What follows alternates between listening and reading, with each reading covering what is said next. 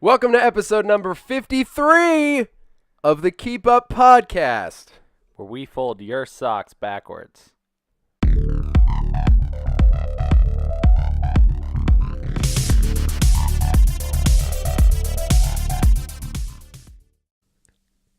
That one's real weird. I want to be prepared Yeah. for sock folding. Do you think there's competition for sock folding? I bet there is, Who and I can bet fold? it's in Japan. Absolutely. How do you think they fold them? Like, Well, do you think the rolly one? yeah, like the ball Is there any method? other way to fold them? I mean, some people fold them like... What a bunch of freaks. Freak! That's weird. You Yeah. do the bally one, right? Yeah, that's the only way. I don't know of another way. That would just be murder to Yeah. fold them individually. Well, people say they come... Or the way like- you buy them, they're folded. Maybe Yeah. that wouldn't be. Maybe that's not bad. Well, I've heard of people like doing it, which sounds funny, but like not alphabetically, like color coding it. Alphabetically. I know. How do you fold socks alphabetically? Let's think about that for a second. There's no way. Well, color coded, like what? The way you put them away? Yeah. So if there's whites, but there's different shades of white. Those are called gray and black. Black's not a shade of white. What's a shade of white? Well, isn't black the absence of color? Yeah. So white is all colors? Is that the logic behind that? Yeah, I think so. But if you mix all colors together, you get like, Brown. yeah, you get like gross brown. Those are finger paint rules, though. I see. So we're talking not finger paint rules. We're Right, talking it's the other kind. Van Gogh spectrum. Yes. Okay. That is what they call it. That's, I mean, VGS. yeah, I know my art. You do. Yeah. I've always said that about you. That's People why I say, was tell me born. about your brother. And I tell them two things. They Yeah. say, one, chicken. That's perfect. Two, the man knows his art. Yeah. And that's it. I mean, Starry Night and Chicken in the Sky. Mm-hmm. My favorite two paintings. Exactly. I don't think I know either of those. I hope Chicken in the Sky is a painting. I do too. If there is, I'll have it flash up right now. I'm Googling it right now. Okay, Chicken in the Sky. Right now, now. do you think it'll be a chicken nugget? Right now. Or do you think it's just like a flying chicken? Right now. I mean, chickens don't fly. Right now. They can fly if you throw them. Right now. Right now? Hang on. What? Chicken in the Sky painting. Yes. I mean, I'm going to tell you, a couple beautiful things came up. Mm-hmm. Let me see. What's that One is chickens running across a field with Uh-huh. a bunch of clowns behind them. Yeah, of Then course. there's this super chicken. That thing is ready. That looks like an anime chicken. Yes, I just want, anybody, feel free to Google Chicken in the Sky painting, Mm-hmm. and you won't be entirely disappointed. I mean, they might be if they're expecting anything else. Right. When you Google it, expect paintings of roosters and whatnot. Okay. Chickens. Chickens. Anyways. So, speaking of chickens, Yeah. they get chopped up. Have you Yeah. ever been stabbed? What do you think is the worst injury with a knife you've had? That was my transition. What a roller coaster. I know. Well, because, I mean, you got to So speaking of chickens, Yes. are we in stupid questions? I mean, I don't think it's stupid questions. The cats are about to fight to the they're death. gonna fight. Here we go. Oh! They're scared now because we're yelling. We're yelling. I mean, it could be a stupid question. I don't think it's stupid to ask if you've ever been stabbed before. Have I been stabbed? How about a knife? What is the worst injury you've had with a Worst knife? injury I've had with a knife Mm-hmm. is probably when I had an infection in my leg and then the doctor cut it open. Ow. But that's like surgically. I know. That's just the first thing I thought of. I mean, I guess Isn't that weird? Is surgery being injured? Aren't you technically getting an injury when you're getting surgery? Yeah, but it's... This feels like a stupid question. Yeah, no, it seemed to transition into that.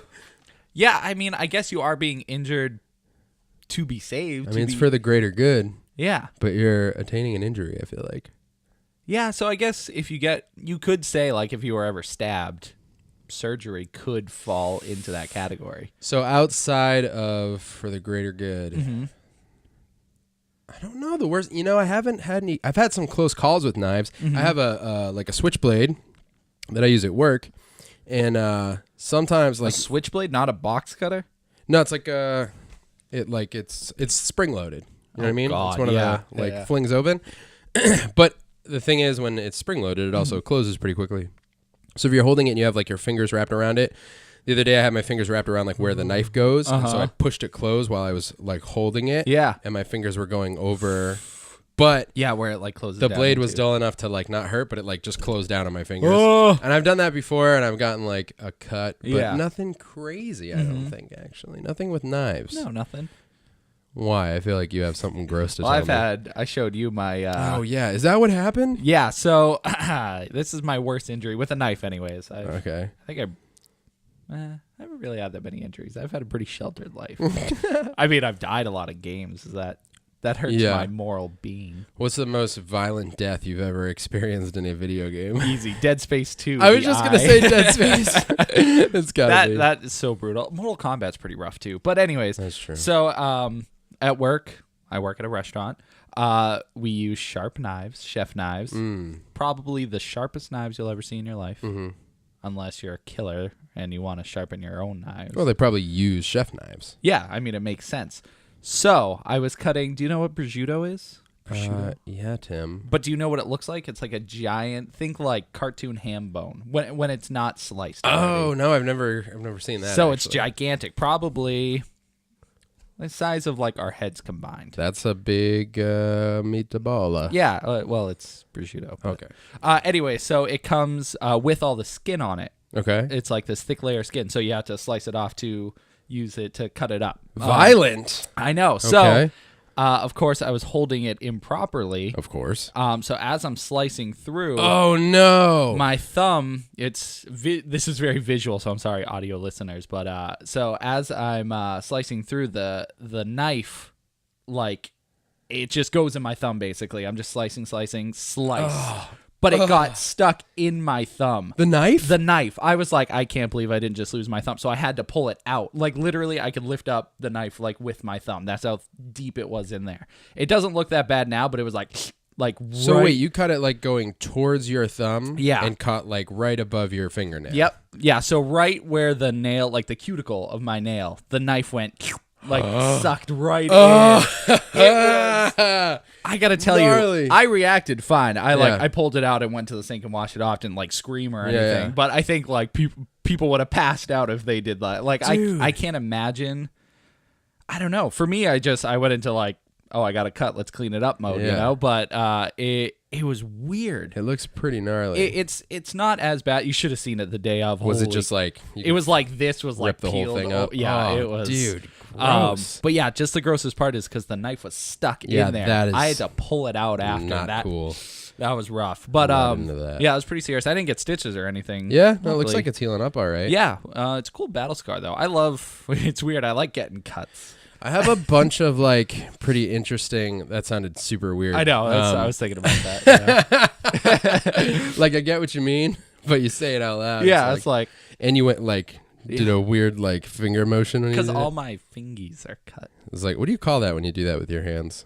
Crescendo. It's like spirit fingers, but creepier and more Would exaggerated. you do it towards you? Yeah, so Because your spirit fingers are like this. right. So palms are up, and you're doing like a creepy crawlies with all your So fingers. we'll call them Venet spirit fingers. Venet. Venet. What's a Venet?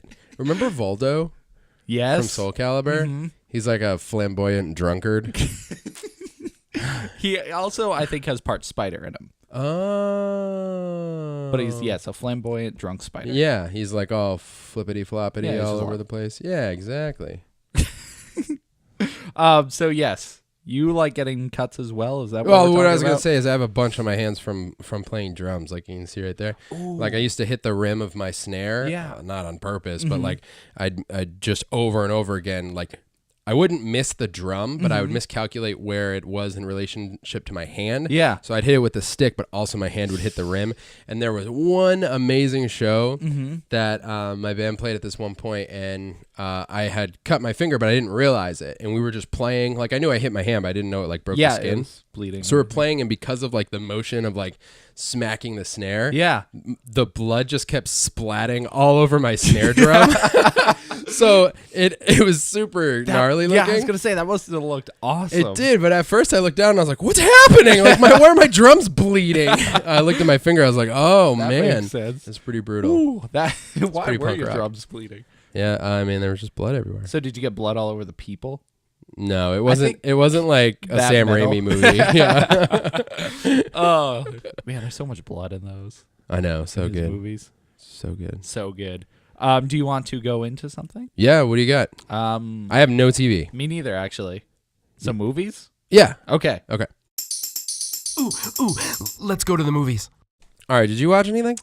I didn't watch anything, but I have like movie news. What do you got? I like movie news. Yeah, movie news is good. So today they have officially announced the Dark Universe. This is the Universal Studios monster movie universe. Okay, it's a real thing? Yeah. So the name, well, I mean, it has been a real thing, but they haven't like All right. officially given it a title or anything. Okay. So The today, Dark yeah. Universe. So today, obviously, it's starting with the Mummy. Yeah. And it's called the Dark Universe. It is. That's officially the first one. Yes. So they're committing Yes. to this being the first one. They've announced what the next movie is going to be. Take a guess. Okay, the next one's going to be... You won't get it. So it's a curveball. It's a stupid curveball. Stupid curveball. I am not. As it had its own movie before? Yes. I'm going to go with This Planet Earth. No. I don't think that's a Universal movie. I don't think so either. No, it's Bride of Frankenstein. Oh! Okay. I think that's so weird. It might not be that weird. I still don't know what direction they're going with this either. They're clearly going female-fronted monster movies. Okay. Female villain monster movies. Female fronted. Female antagonist monster movies. Okay, so yeah, because then we'll have the Mummy. I love that she's a terrifying lady monster. Yes, because she looks like the Grudge Girl. God, I love it. You know why? I think the scariest... I'm here for you. Let's have this conversation. I'm ready. Oh, I'm feeling good. Let's do this. Oh, boy. What is the scariest Dolls. monster? Dolls. Okay. Dolls. Yeah, I guess you're probably right. Dolls. I was going to say, Dolls. I think one of the... Enough! I think conceptually, one of the scariest like monsters is a witch. Ooh. There's like different... I'm not talking about like Looney Tunes witch. Right, you're talking like Vavitch. You remember her? Like, I'm trying to remember her name. You know the one with like the striped stockings? Yeah. See, I don't know her name, but I always like the red guy because his name's Gossamer. Who's the red?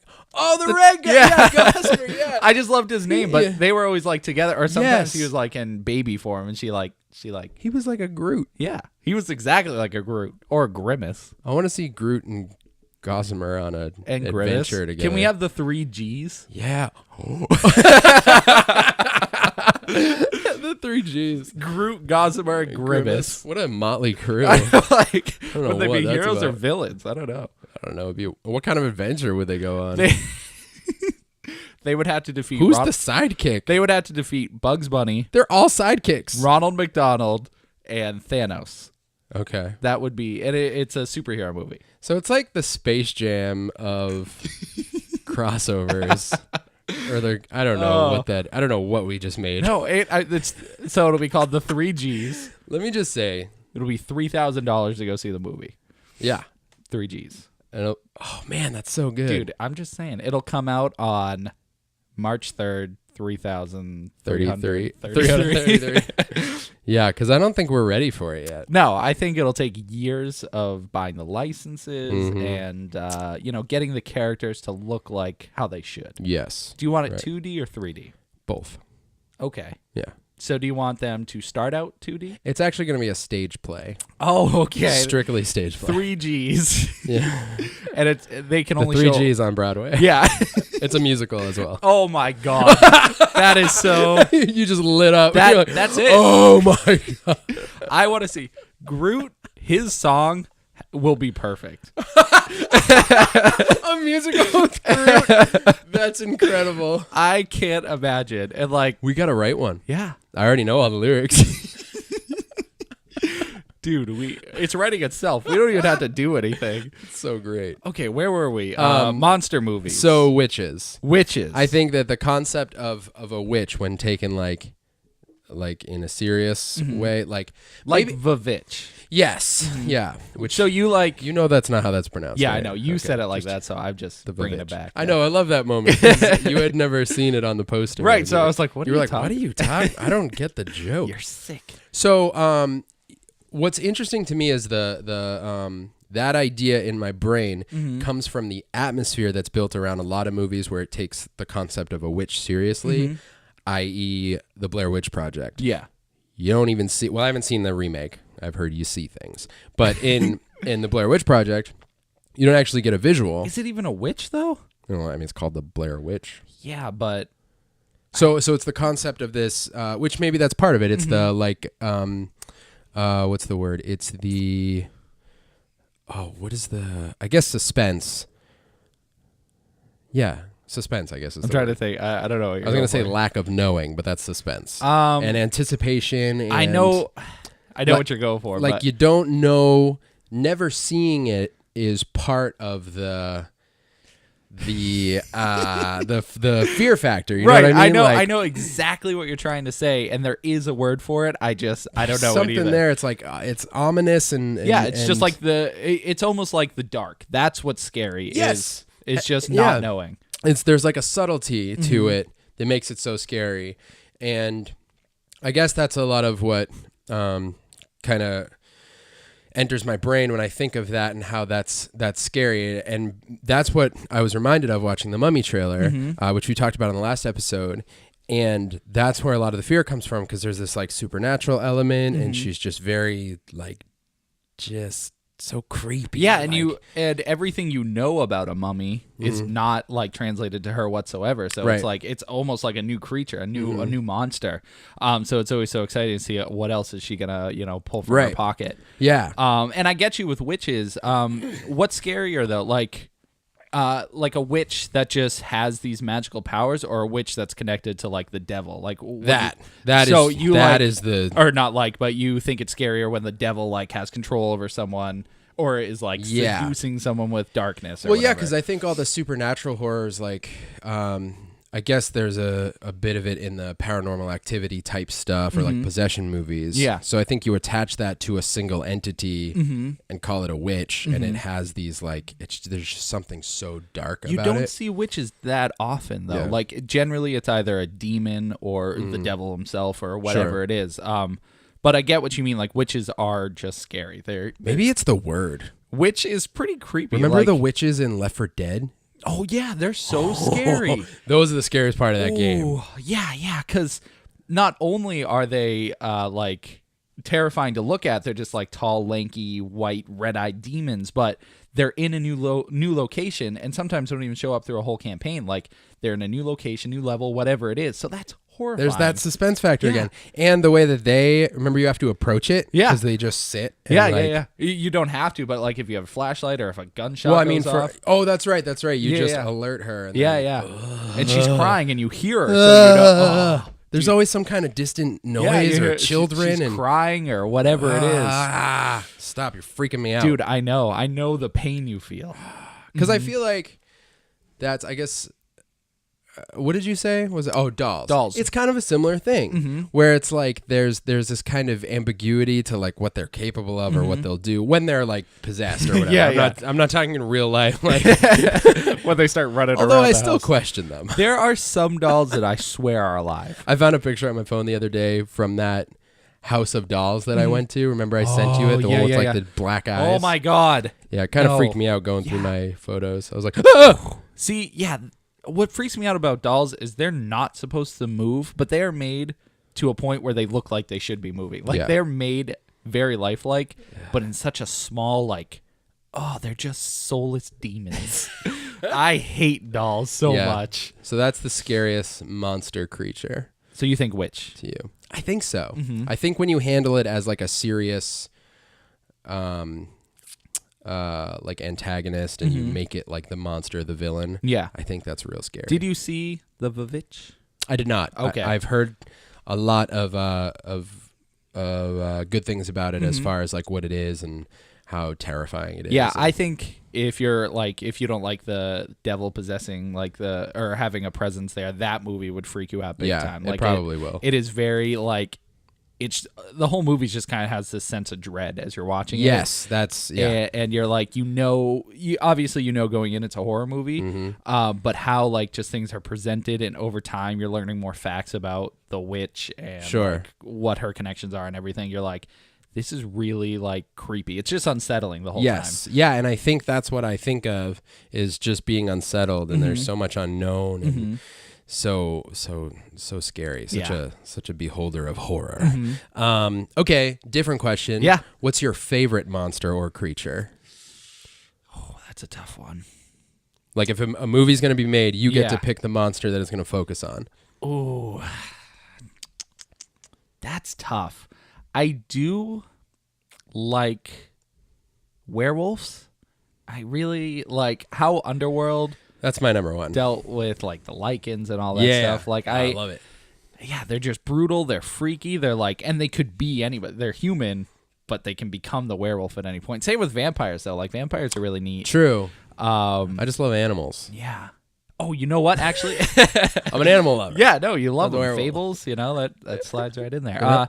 I think sirens are also very creepy. See? Yeah. This is why they're doing Bride of Frankenstein. Because is she going to be a siren? Scary ladies. I want to see actually scary mermaids because I know mermaids are originally terrifying. Do you think? Yes, that is scary. Yeah. Who did Scary Mermaids? Someone did Scary Mermaids. Was it like a? Was it a play, a musical? No, I think the 3 Gs. Okay, I'm not. No, but we're throwing that in there. I'm not super well versed in the Pirates movies, but I think there's a Pirates of the Caribbean. You might be right, actually. Where they seem they're essentially sirens. They lure. Yeah, they that lure actually you, sounds really familiar. And then they end up being. Which one was that? I think I've only seen a couple. I want to say the third one or fourth one. Someone's a Pirates fan. They're like, it's this one, you idiot! Come on, it happens at 22 minutes into the movie. Right. And their names are this, and I like how they have names. Yeah. But yeah, and you're right. You don't see it that often, but pirates, you're right. That's essentially what they are. They're like siren mermaids. Because they are attracting the pirates, and Scary. See, that's freaky. I'm saying. Did you see the trailer for the new Pirates movie? With all the sharks and stuff? Yes, I did. Oh, how cool are those sharks? The sharks look pretty sweet. I thought they were really neat looking. And when they're running awesome. Across the water, the guys and stuff, it looks pretty cool. You got to try to remind me in video games that I want to talk about sharks again. Okay. Sharks are scary. We'll see if we remember. Yeah. So back to the dark universe. Bride of Frankenstein. Okay. And it's really funny. So Russell Crowe is playing Dr. Jekyll, and he is the Nick Fury of the universe.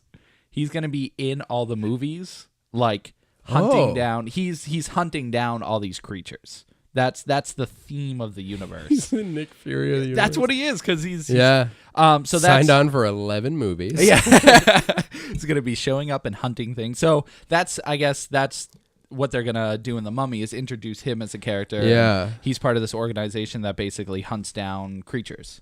So that's his character, and that's the connection, I guess, through all the movies. Well, I like that they used a character, that of to connect the whole universe. But when is he gonna? Become Mr. Hyde. Actually, he's like the Hulk of the universe. He is, because he can transform at any point. I wonder if he's gonna get his own movie. Eventually. I didn't even think about I'm intrigued. I'm intrigued, especially if The Mummy's as good as it looks like it's going to be, and that's their launching point. I mean, they'll be on a better track than DC is. I wonder. Although I've heard amazing things about Wonder Woman, unbelievable reviews, but that's not saying much. They said it's the best DC movie yet. I mean, there's not. I read something that compared it to The Dark Knight. Really? Which I know that resonates with you. Yeah, and I was like, if this movie's even close to the caliber of that movie, I mean, it looks real good. Oh yeah, I'm not gonna doubt it in any way. I think it has amazing potential. And the ad campaign for it just keeps getting better. I saw a graphic today with it was on DC's Instagram. And it was just Wonder Woman holding a tank, lifting a tank over her head. So I was cool. like, glorious. Do you want that as a So poster, good. like on Yes. your wall? I want to just tattoo. Oh, It's so great. that would be so cool. Yeah. To pick up a tank I know. and then carry Wonder Woman at the same time. She's so great. Yeah. I can't wait. It's soon. I'm too. so It's, excited. June 2nd? So that's next week. Yeah. Or the week after, or whatever. I'm pretty sure it's the 2nd. Mhm. What day would the 2nd? Yeah, Friday? Yeah, it's a Friday. Right? I'll So be seeing it that Tuesday then. dude, Yeah. so good. Yeah. So I'm excited about the Dark Universe. Yeah, That sounds cool. Give it a shot, you know? I have you ever seen Bride of Frankenstein? No. I'm really not I don't know how many of those old movies I've actually seen, which feels weird to say as like a monster fan and a movie fan. Yeah, I mean, I watched Monster Squad and called it good. yeah. That was the end of their original universe. They had all of them. Yeah. Was that a Universal? Oh, I don't know, actually. Huh. Could be. I mean, it had... All right, carry on. I was just going to say, you know all the stories for the older movies, so you don't necessarily have to watch them. You can. Yeah. But I feel like, to a degree, I know the Mummy, like he's a villain, he gets killed. Spoiler alert. Oh, come on, man. Don't you have to be killed to become a mummy? Shut up, Brett. Just saying. No, that's good logic. I think he gets killed anyways. Who knows? Stay tuned.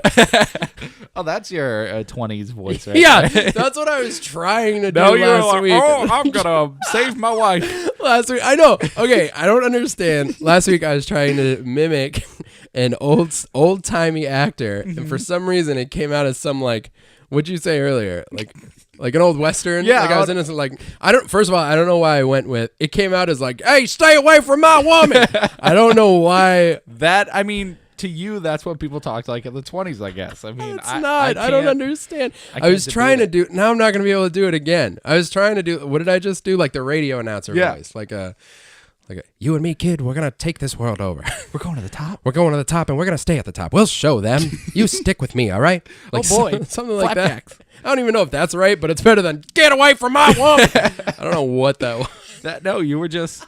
Clearly, you were releasing some stress you have at your house. You just want people to stay away from your woman. Stay away from my woman. That's all I'm trying to say. Yeah. But I will not stay away from Frankenstein's woman because I want to see that movie. Oh! Wow, Brett, that was hot. And we're back. Hello. So, Dark Universe, do you have movies? Yeah, I got one movie I'll talk about real quick. Okay. I saw a film last evening called The Shack. Do you know anything about The Shack? Well, from the trailers, Yeah. Sam Worthington, Yes. he is a guy Correct. who I believe his daughter dies and gets reincarnated into a black woman. And he has to go meet her in the shack and reconnect with her. But what I don't understand is if you're reincarnated, how come she entered the body of this older black woman? When you get reincarnated, aren't you a baby and that you have your new life? So how did the daughter go into this woman? Here's the thing. You got a few details. Okay. A little twisted here. So it's not. I'm just saying the trailer. That's the vibe the trailer gave me. I forget the trailer. I think I saw it, and I wasn't sure about this movie in general. So it's based on a book. Do you know anything about the book? I know it's like what's his face? Nicholas Sparks, right? No. Oh. Well, I guess I don't know. So anything. no. I know nothing. No, it was written by William P. Young, and it was released. It was self-published, and it became like a New York Times bestseller. It sold like millions of copies. It's in like a million different languages now. Clearly, I didn't get the memo. But. Yeah, I have a copy if you want to read it. Oh, thanks. And the book's actually great. It stirred up all this crazy controversy. Now, I'm near positive what I'm about to say is true, but fact check me just because, make sure. But I believe he wrote it as like a story to talk to his kids about God, and it was just like his personal perspectives. And he wrote this novel about this story. I was fact checking. It's funny to me because I can see that you just have your notes app, so I just imagine you hitting like P V P V V V P V. Little deletes. I feel like those are the letters you hit accidentally. There's always a P and a V in there. Sometimes P and V are so far from each other. Why would you? Maybe that's why. Because do you type double thumbed? Yeah, but I would press like LA. But then it autocorrects to P and V. You ever have it autocorrect a word that's definitely a word? Yeah, because I've actually... This goes to the sandwich short. Because I've spelled... Yes, I wanted to bring that up so bad. So with the sandwich short, I... Fred's probably giving us thumbs up. He loves this. So I misspell sandwich a lot. Because even right now, I'm not sure what the proper way... Because I spell it... Tim. S-A... Spelling bee. Spelling bee. Uh-huh. Timothy Martin. Yes. Your word is sandwich. Can you use it in a sentence, please? No. Can I hear a Sandwiches definition? for you. Can I hear a definition? But don't spell it plural. I'm like Trump as a teacher right now. So, okay. The sandwich is huge. Or you're from Jersey. Okay. SANDWICH.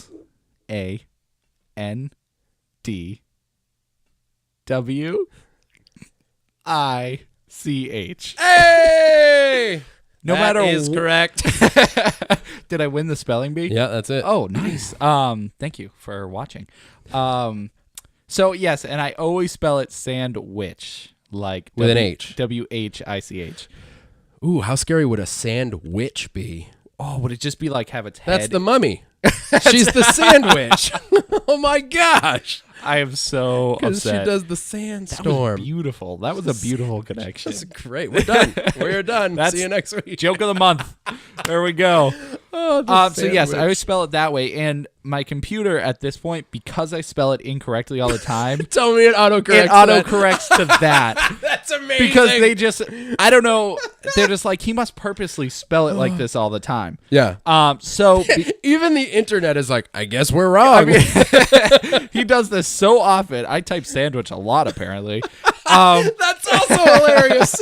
You type it enough that it just bends to your will. It's just like, Listen, I guess. he uses this word way more than we do, So he must know. We'll just give it to The him. leading sandwich man. So because of that, when I re-released one of our shorts, the sandwich short. Yeah, which is I'm getting great feedback on, by the way. Yeah, that's great. Again. Yeah, of course, I know. So I there's a title card, and Yes. I always say the name of the short. Right. And so I put sandwich with a witch with an H. You know, threw an extra H in there. I did. And what's even funnier about this is about not even like 5 seconds later, the title card for the short comes up and it's called "Let's Make a Sandwich," spelled correctly with no extra H. No extra H. So as I'm watching this, I'm editing it so it's like title card and then the start, and I watch it 5 or 6 times just to make sure it lines up well. I didn't even think about Didn't that. even faze me that I spelled it wrong. I was like, this is good. Let's post it. So I post it. I'm not taking it down. The mistake's there. It's I'm up leaving now, and but yes, I had so many opportunities. I'm pretty sure I spelled it right for the file name as well. I spelled it sandwich, not with an H. So I just, but I just always had difficulty with that word. Hey man, it just made me laugh. I'm glad. Because it's like literally ours, and it says sandwich. Sandwich. And then immediately jumps to another card that spells it correctly. Let's make a sandwich. Does ours, does it say the Keep Up Presents for a minute before? Yes. You could edit. You can edit on YouTube, so you don't have to take the video down, and you could cut it before that pops up if you care to. Have you ever edited a video on YouTube? No, I haven't done that. I've done it before. If you go into the creator section, you can just like but trim you it. can just take you away can that chop part. out that one section That's if we pretty care cool. to. Yeah, it's super cool because then it doesn't affect your views. And this one specifically is fine because it has the title card. Let's make a sandwich, so you don't even need that portion. So that's an option we might have. But if you see it up there, Yeah. which is that on our VE channel? That's on VE and that's also on Facebook. Cool. Yeah, you should subscribe to our channel. VE will have some stuff starting in June. Actually, next week. Next week, man. Yeah, next week. Next week. You're gonna be busy next weekend. You're gonna be able to. Well, I'll start it on Okay. I don't know what day yet. All right. Oh, okay. Hey, all right. But yeah. So remember the shack? Yes. Is there a sandwich in that movie? Is there a sandwich? yeah. Just I don't. I think it was totally void of sandwiches. There's some food. There's definitely an eating scene. I wonder if, with food, do you think movies with sandwiches in it are more successful than movies without sandwiches? Ooh, I would love to see the stats on that. Yeah. Do you think there's just a? Because I bet all Marvel movies have a sandwich in it somewhere. Huh. Hands down. What about hams down? All right, let's talk about this freaking reincarnation movie. All right, so there's no reincarnation that I can think of. But so let's start with the novel, okay? Novel. Again, this is the part that you can fact check, but I'm pretty sure he wrote it just as a story. That's why he self-published it, and it was like a story that he wrote for his kids. It was about God and the character of God. And the novel is great. I would recommend the novel to anybody, regardless of, I know it was marketed as a Christian book largely, but it was also, dude, this thing was crucified. No pun intended. This thing was like rough. Hey, at least it's no meat slinky. But dude, I laughed so hard. Hey. I just need everybody to go. Last week. You don't have to recap it. No, it's fine. I just keep digging myself into these holes. But this is the time to correct it. Oh, it's so good. It doesn't need to be corrected. Because sandwich. I just keep punching the table. No, because you're so excited. It's fine. Cracks me up. And we're back. So a book for his grandchildren about Jesus.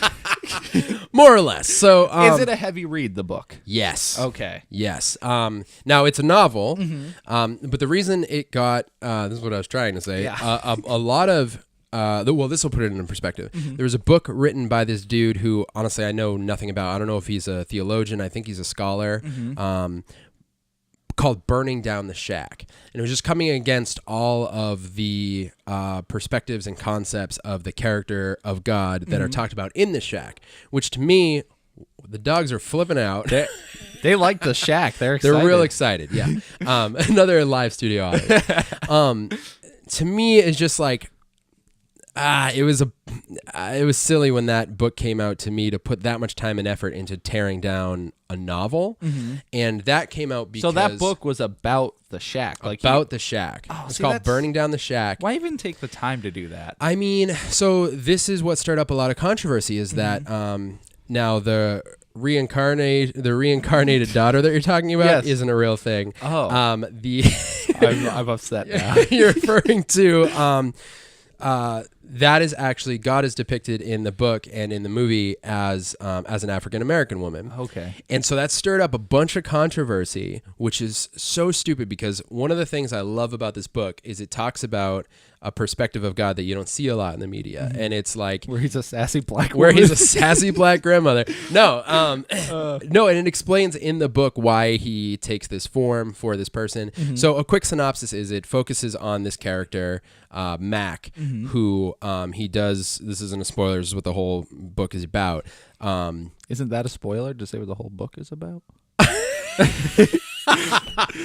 In a sense, I mean, when you this isn't a spoiler, it's just the ending. It's just the whole story. No, I mean, this is the whole synopsis. This is public knowledge. Yes. They lose his daughter. He loses his daughter. This is rough. I was like, should I just read the synopsis? I'll just go off the top of it. No, it's the best way. No, the concept is he loses his daughter and he gets this invitation to go to the shack. The shack has special significance in the case of his missing daughter and stuff like that. So he goes there. Oh, she's missing. She's missing. Oh, okay. Yeah. And so he goes to the shack and they give, I mean, you get most of the story up front in the book about what happens to the girl. And in the movie, I'm trying to remember what's in the trailer, but she's abducted. And so the whole movie is him dealing with this, but what happens is he goes to the shack and has an encounter with God. And that's what's pretty much like the entire novel is about. But throughout it, it gives all these characteristics of God that are very different than what you often hear about like in media or, I don't know, I guess what's generally put out to the public. I don't really know. I guess it's hard for me because I'm like in that circle. Yeah. So I kind of know a lot of the what's the word, like misconceptions and like understandings that I'm like, that's not really how I see God. But there are a lot of really interesting like little pieces in this book, and it covers like a lot of really heavy topics, and things about forgiveness and going through a tragedy like losing a child and like all this stuff that's like, so it is super heavy in that, right? But everything that is covered in the book is like, it's just so worth the read. Now it's hard because I don't think we're getting him in the shot. Maybe a little bit of his tail. He might jump on me. But there's just a lot of animals during I need to close my now. doors. That's the issue. That's what I'm suggesting. But so it is heavy because when you're dealing with subjects like this, loss of a child and like it's super heavy stuff. But the book is really, really good. Again, I would say like regardless of your beliefs or anything like that would turn you off from the story, it's a really good book. And it is heavy. But aside from that warning, totally worth it. Now to the movie. Yes. Okay. Sam Worthington, Octavia Spencer, and Rada Mitchell, who I recognized and then realized she's in Silent Hill. Oh, there you go. So that's where I recognize her from. She was lost in the hells of Silent Hill, and now she's in this movie about an encounter with God. Nice. It's a very interesting track record. Yeah, it's good to, keep yourself eclectic. Yes, absolutely. So Sam Worthington, here's my thing with Sam Worthington. Yeah. Let me save that actually. Okay. So talk. The movie, as a lot of, as is often the case, it's not as good as the book. Never. In fact, I would tell everyone just read the book. If you want to see some of the things that take place in the book visualized in the film, just use your imagination.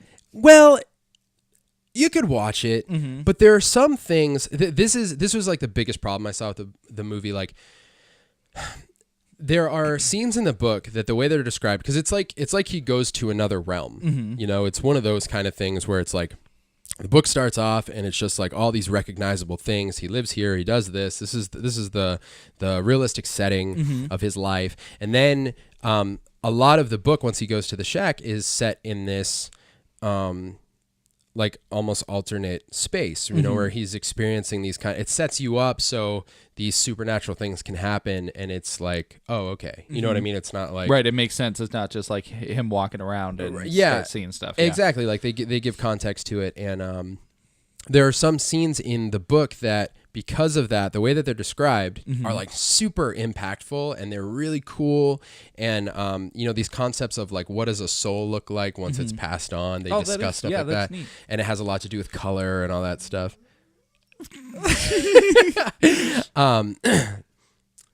What is he eating? There's just, anyways.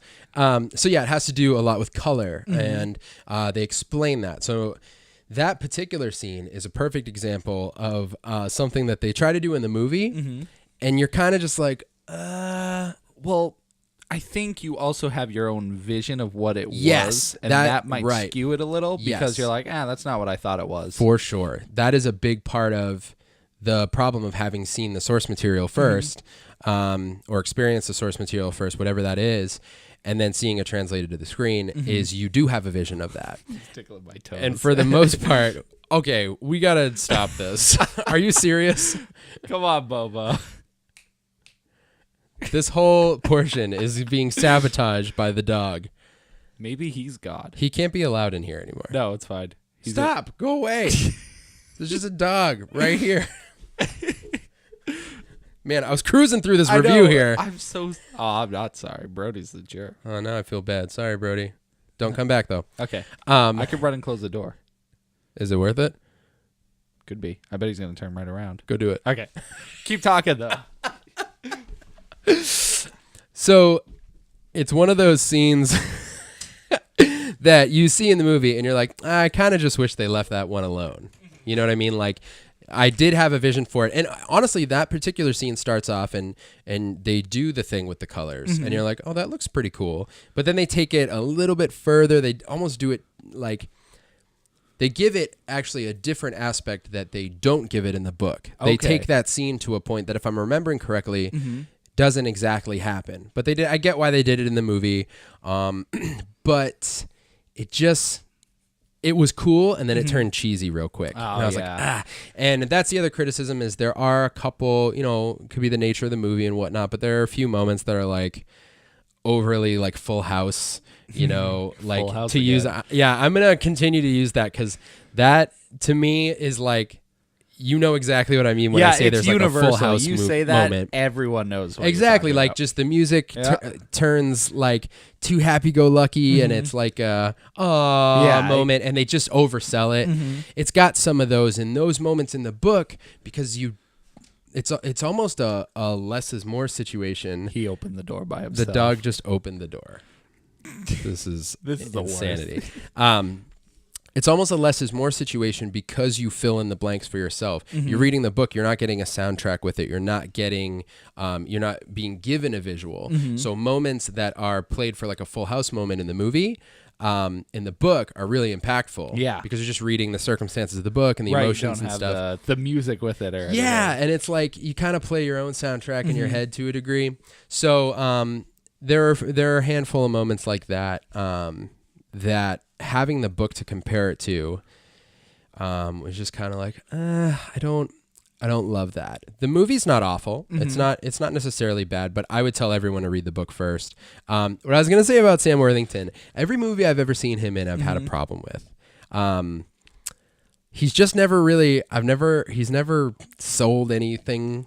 It's all about his face. I don't think he has the right facial expressions. Dude, you know what kills me in this one? He does not even kind of hide his accent. Like, he's an American in this movie. And the worst part is a big part of this movie has to do with his father. Yeah. So you hear his father speak, and he has, like, the most American, like, I'm trying to remember where they lived. It's Just either go with the 20s guy. No, it's more like Western or Southern. Like, so it's go with the around there. 20s guy. Oh, my Your 20s guy. What kills me, dude, we were dying laughing after because there's one moment where they directly speak to each other, and Sam Worthington, he's trying to hide his accent, but he's so British, and he like doesn't go away. So you hear his dad speak, and he's like, "Son, you've become the man," and then he's like, "Oh no, Dad!" Like, it's just like such a strong. Is it that drastic? Like, no, I'm totally overselling it. But there are that's moments, amazing. There are moments like, and he kind of growls with this Batman voice throughout the whole thing, and it's just, I don't know. It's just, that's so funny. You would think you would want to try a little harder. Oh yeah, for sure. I mean, and I will say it's not, he's not terrible in it. He's fine. And there are definitely moments in the movie, again, with subject matter like this, it's hard not to. There are definitely moments in the movie where you get teared up, where just conceptually, you're like, good God, this is heartbreaking. And they do a pretty good job, expressing all these characteristics of faith and spirituality and stuff. And again, like, what I love about it is it's super accessible. Like, I did read a couple reviews that are saying like it feels like a long ad for religion and stuff like that. I didn't really see it like that. I can see how someone would, because it does show them like going to church and stuff like that. But overall, I mean, it's just a perspective on faith that I think is cool. Like, it's fine to watch that stuff, you know what I mean? And like make your own conclusions about what it means and all that stuff. And I think this was, it was handled pretty well. And overall, I mean, the movie doesn't have great reviews or anything like that. Nah, it did, from my knowledge, all right. Like, yeah, it did okay. It was like, especially people who are, because there is like a whole like Christian film section, and for the most part, it's junk. Yeah, the only one I've ever seen that was all right was Fireproof.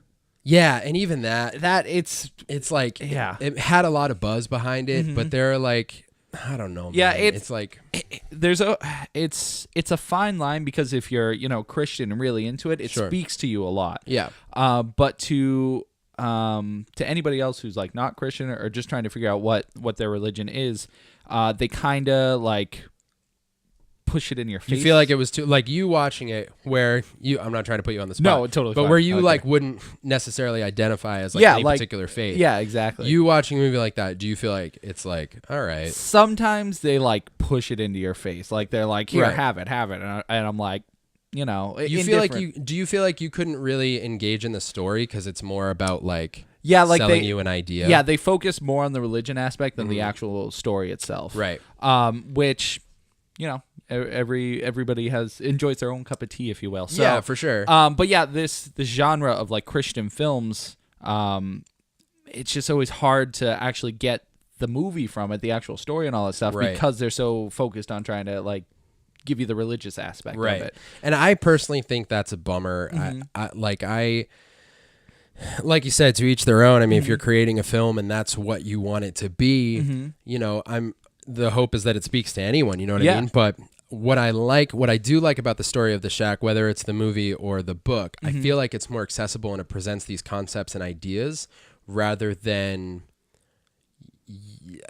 yelling something at you. Yeah, like being like, yeah, exactly, shove it in your face. Yeah, like here's like this idea. You do what you want with it. You can put it to the side and just continue the story, or kind of get like a reaction from it. Like, like learn something from it.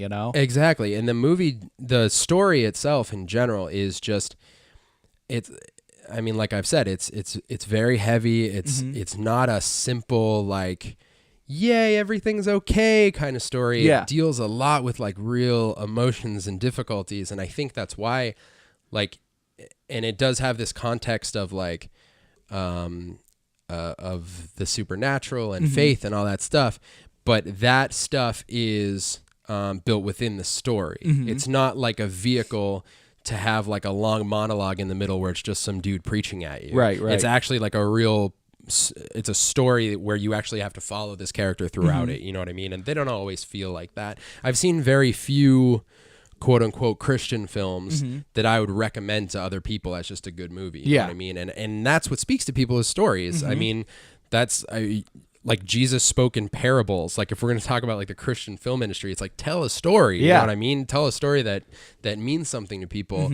And I would suggest reading The Shack. The movie's okay, like if you want to get the story, but I think there are details in the book that are like, because it is an intense concept and subject matter that you just don't.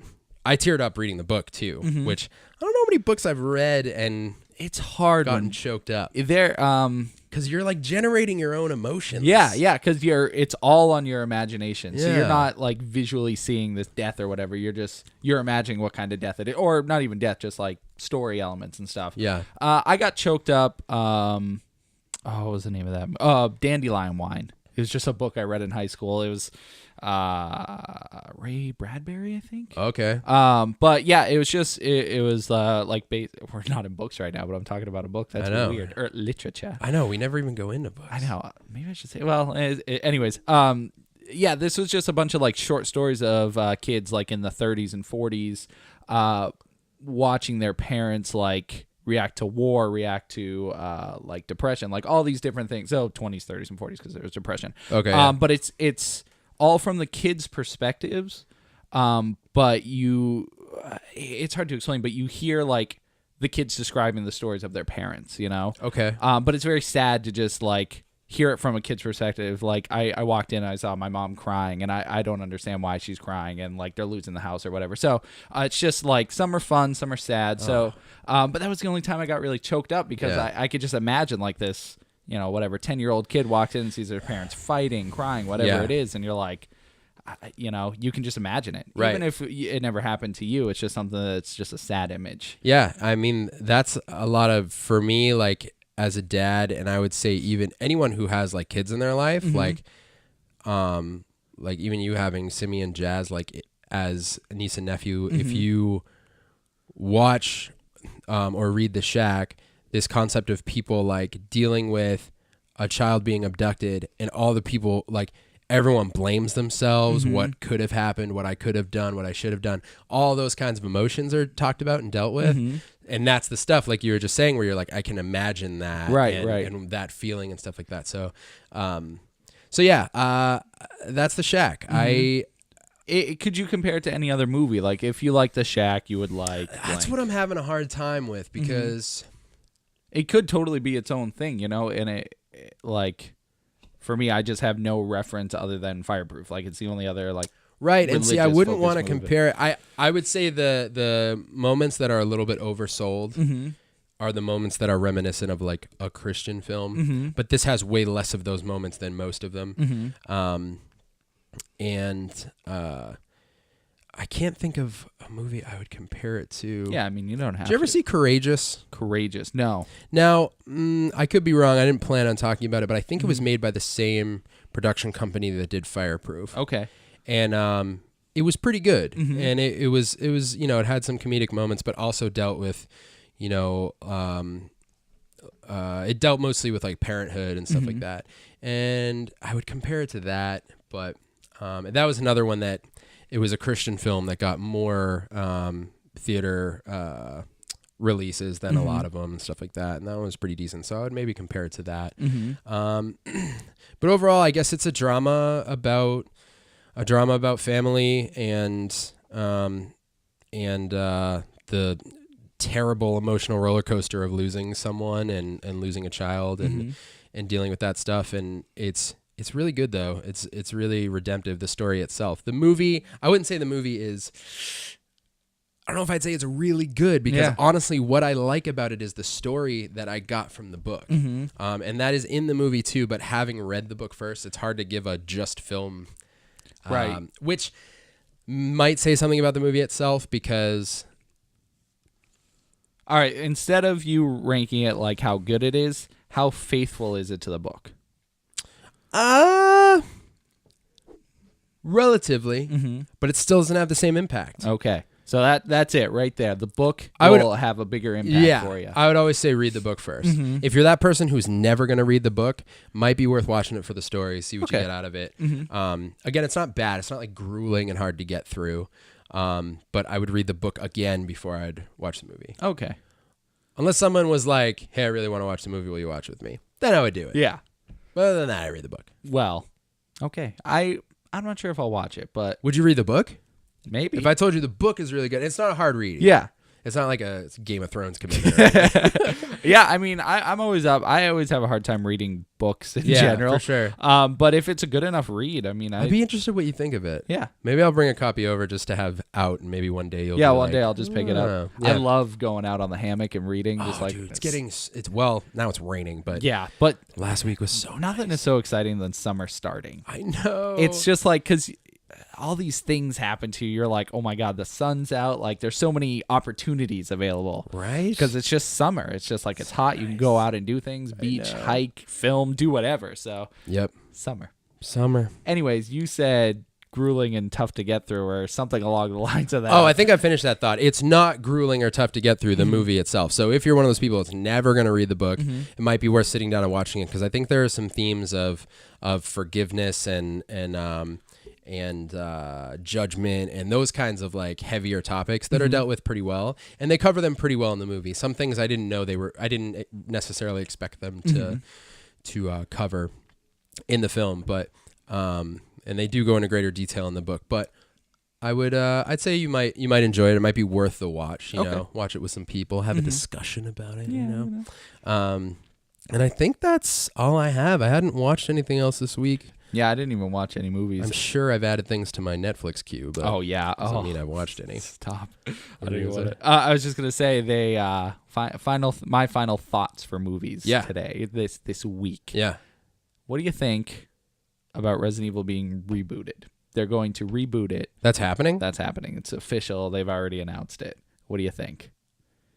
I mean, it depends. Is there anyone announced attached to it? Nope, not yet. No details other than they're starting it again. Here's what I think. This is a franchise. Now, often when something gets rebooted this quickly, and I say quickly because the last one was last year? Months ago. Came out this year. I think it was January or February. Are you serious? Yeah. That is insanity. The final chapter. So, the final chapter came out months ago, and they're rebooting it. Now, when Spider-Man got rebooted so quickly, everyone was like, oh man, that's really fast. And what else? Didn't something else recently get announced or rebooted? Oh, there was another thing in my brain. Terminator? No. Alien? It wasn't really a reboot, though. I mean, well, they did Prometheus. Yo, Covenant comes out this week. Or is it out? It's out. I want to go see it. Dude, let's go see it right now. We could go tonight. Anyway, tomorrow's $5 movies. Something to think about. Okay. Something to think about. Yeah. Here's the thing. I'm cool with it if they take a completely different angle and actually make it a Resident Evil movie. I think because they didn't do that with the first franchise, like I think the first one was very much the first movie. Yeah, the first movie was very much had elements. It had elements, and I think at the time, I think 2001 is when it came out. Sure. That was probably the best bet we were going to get for a Resident Evil movie. Like it had a lot of Umbrella. It had the zombies. It had like the T-virus and all that stuff. But you're thinking more of like the original game. Like you want them to be in the Spencer Mansion, and this is a problem I have with like a BioShock. Is like I've seen all the story. So if you're gonna make a movie, do you go Watchmen with it and you just make it what it is, but in a film form?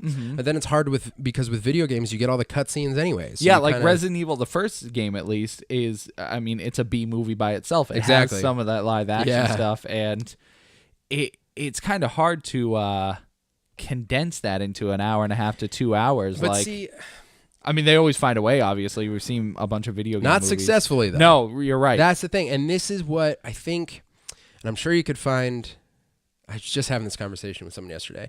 I don't know to what degree, I know we've talked about video game movies before, but to me the solution is you take one character, you just focus on their story. So, like, do a Chris Redfield movie, or you could go with Jill. It doesn't have to open up. Like, I feel like our minds go immediately, at least mine goes to what I know. So, okay, we're going to open up in the mansion like we did in the first Resident Evil. It's going to open up with that same opening scene. But there's so many universe things happening now. Movies are on such a bigger scale. There are almost episodes of films now where it used to be you just make the one, not that they didn't have trilogies and sequels and stuff like that, but now it's like, everyone's building a universe. So you make one really good first installment and you can look forward to a Nemesis movie and, you do Code Veronica as a story. You introduce more characters in the future. You build it like the Avengers universe. I mean, you could just keep going if you do it right. I mean, here's my question. Can you think of a movie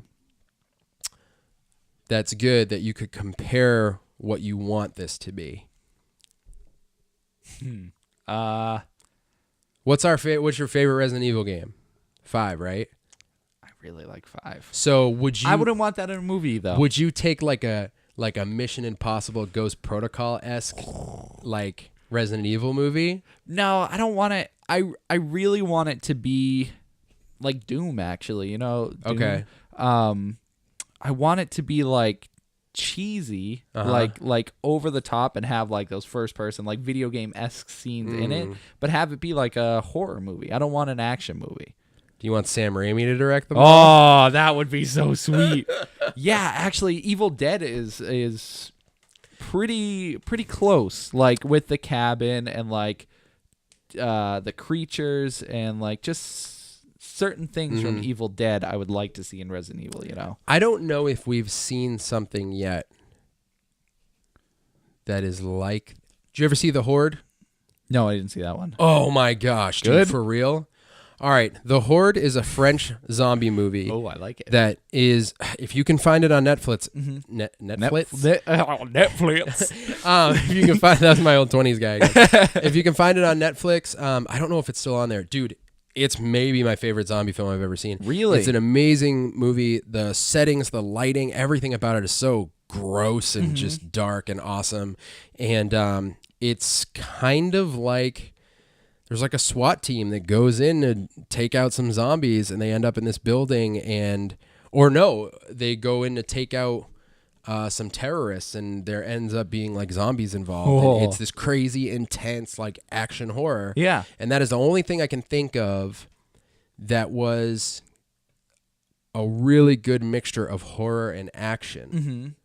I can't really think of anything else. I mean, we're probably missing like a big well, thing maybe, but I feel like they're either mostly like the Resident Evil film series that we have now, I'd say is mostly action. Yeah. I mean, it's got some like monsters. Yeah, and that makes me go back to the first one. That one was the most horror out of all of them. It had jump scares. It was like grotesque and all that stuff. And then it started progressively getting more actiony, Which I guess the games are like that too. The first one was definitely horror, and then over time they got more like Resident Evil 4 was. Maybe Alien.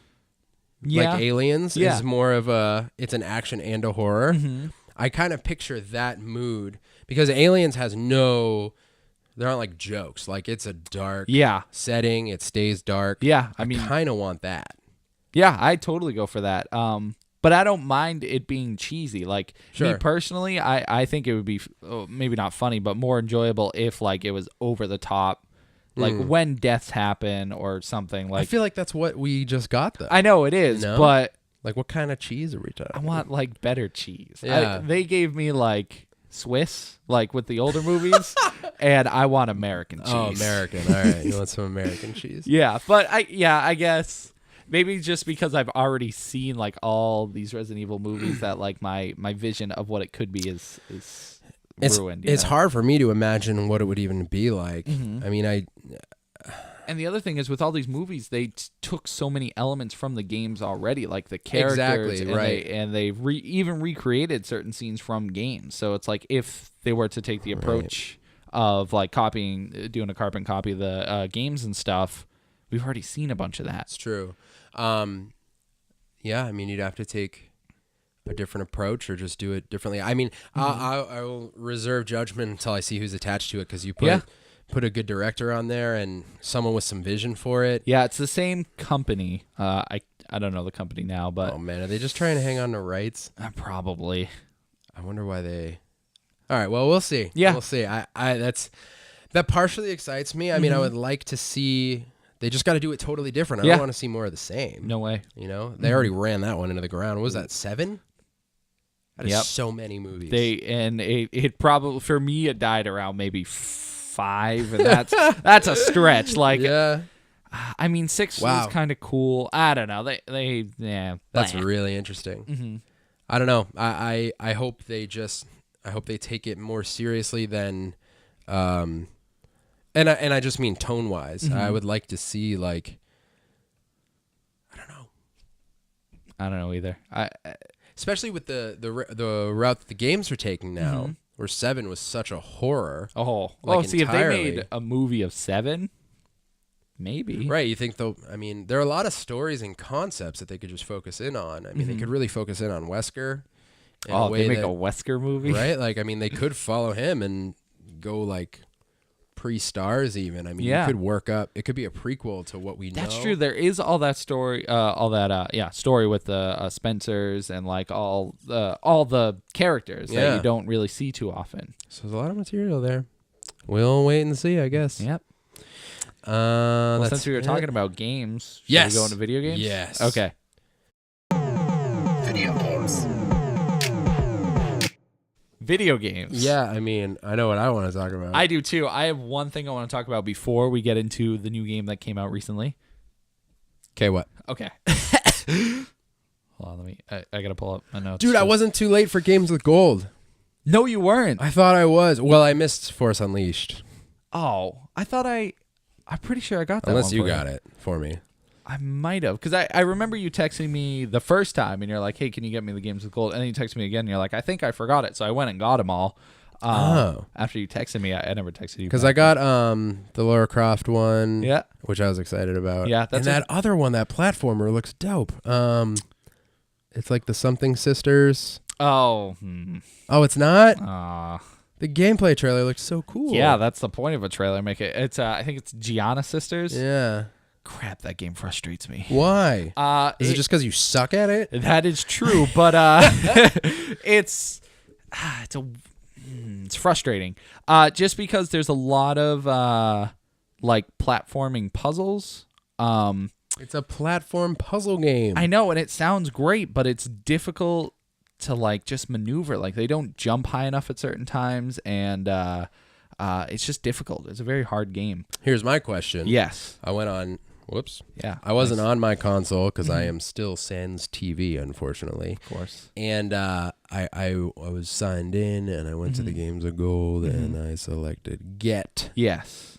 Is it now attached to my account? It's either Get. There's the other There was one. Install, Get. Yeah, Get attaches it to your profile. Yeah. So, yeah. And I already got them all for you anyway, so you re-got them again. I guess. Double got. Yeah, you got it. All right. So what are we talking about before we talk about the thing we're going to talk about? So just recently, I... How recent we talking? Last night. All right. That's pretty recent. Yeah. I was on YouTube at 5 a.m. watching... That was this morning. That's even more recent. I know. So apparently there's been this resurgence of Pokemon cards. Okay. Of the classic Pokemon cards. That their rarity spiked like incredibly. So for one booster pack, one original gen booster pack, I think it comes with 7 cards or 10 cards or something. Unopened, $50. Whoa. $50 for one pack. But is it like old? Yeah, I mean it's the original like 1998. When Pokemon, I thought you were going to say like thousands of dollars. Well, for a one booster pack, for the possibility to get a rare card, that's actually probably worth more than the $50 by itself. But as opposed to what are they? $3 usually for a booster pack. Yeah, like 3 to like 7 or 8 depending. So $50. I think that's serious. But on top of that, they have these 32 booster card packs. Yeah, $750. Holy Christmas! Which I mean is you're actually getting a deal, I think. Yeah, but still, yeah, 7. But people are buying these and making YouTube videos of them unboxing and opening up.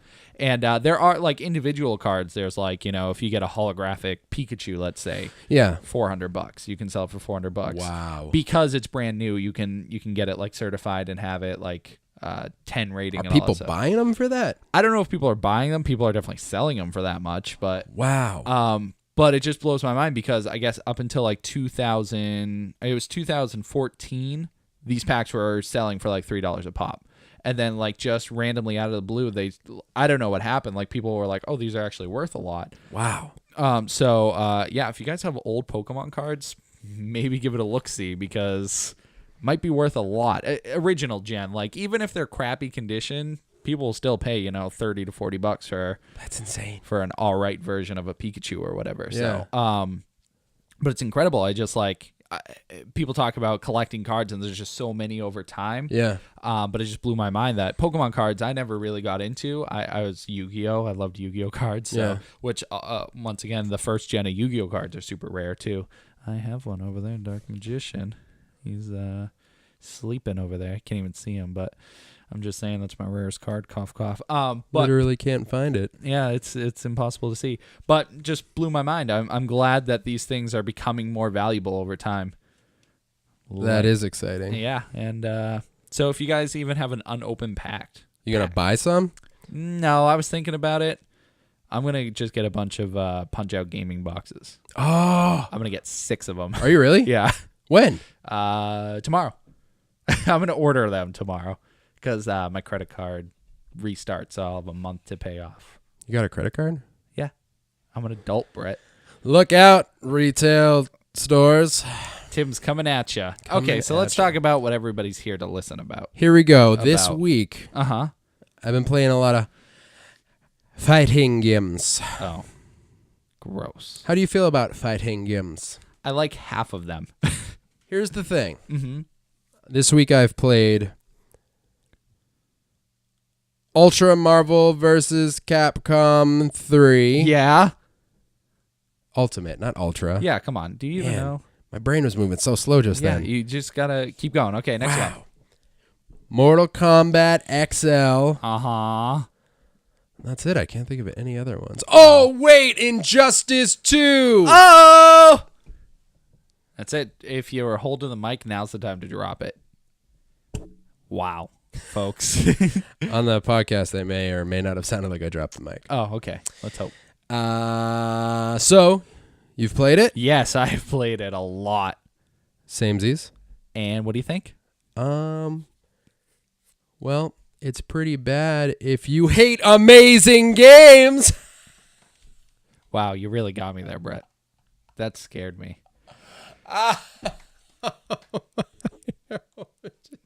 Oh no, we're losing him, folks.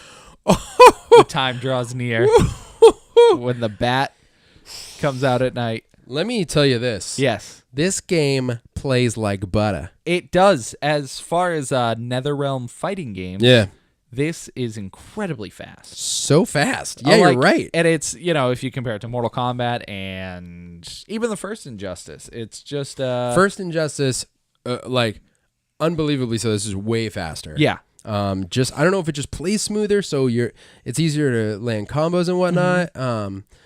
But just in general, it's definitely faster. Actually, I said something very wrong last week. Oh.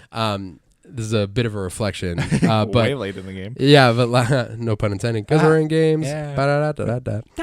So I was sweet volley. Yeah. Last week on the podcast, I said how David and I had played Marvel vs. Capcom and then switched over to Mortal Kombat, and you notice how different, and what I had said is the button sequences are so different, which is not accurate, which makes the statement even more interesting that when you switch games, Mortal Kombat plays so much slower. Yes. But as far as special moves and stuff, a lot of the button sequences are the same. It's that Hadouken. It's that Hadouken. Yeah, exactly. And back forward attack, half circle attack. But it's funny, Mortal Kombat, how it's presented is a lot different. Yeah. Because it'll show down left, and if you're playing Marvel vs. Capcom, it'll just be circle or whatever, Right, exactly. And it's funny because it feels like a completely different combo, but it's the same. When you actually do it, Yeah. which I think that's why it used to be impossible for me to figure out how to do what they were telling me to do for the specials, because the way that they mark it, I'm like, I don't understand how to even what do you mean that. Down, right. Yeah.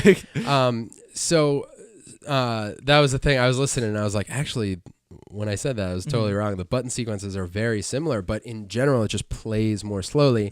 And this still, Injustice 2 is not as fast as a Marvel vs. Capcom, but it's faster paced. It's really intense. I really like. It's beautiful. It's, oh my god, graphically, dude, the story mode in this game. I haven't even touched the story mode yet. I've only played Versus. So I'll talk I'll tiptoe around it, but visually, right up there with really an animated movie, like a DC animated movie. It is just the facial animations, the voice acting, the fighting, the cinematic fighting. Yeah. It's all just visually stunning. This is next gen game for sure. Yeah. And it's incredible. I don't know if they just put in millions of dollars into their engine, but they aced it. It was awesome. I'm so glad that we've had this renaissance of fighting games because they're just getting better. I remember when Street Fighter 4 came out and it was like, oh my gosh, fighting games are back. Yeah, because to my knowledge, we were pretty dry on them before Street Fighter 4. Yeah, the PS2, I mean, PS2 Xbox generation, I feel like.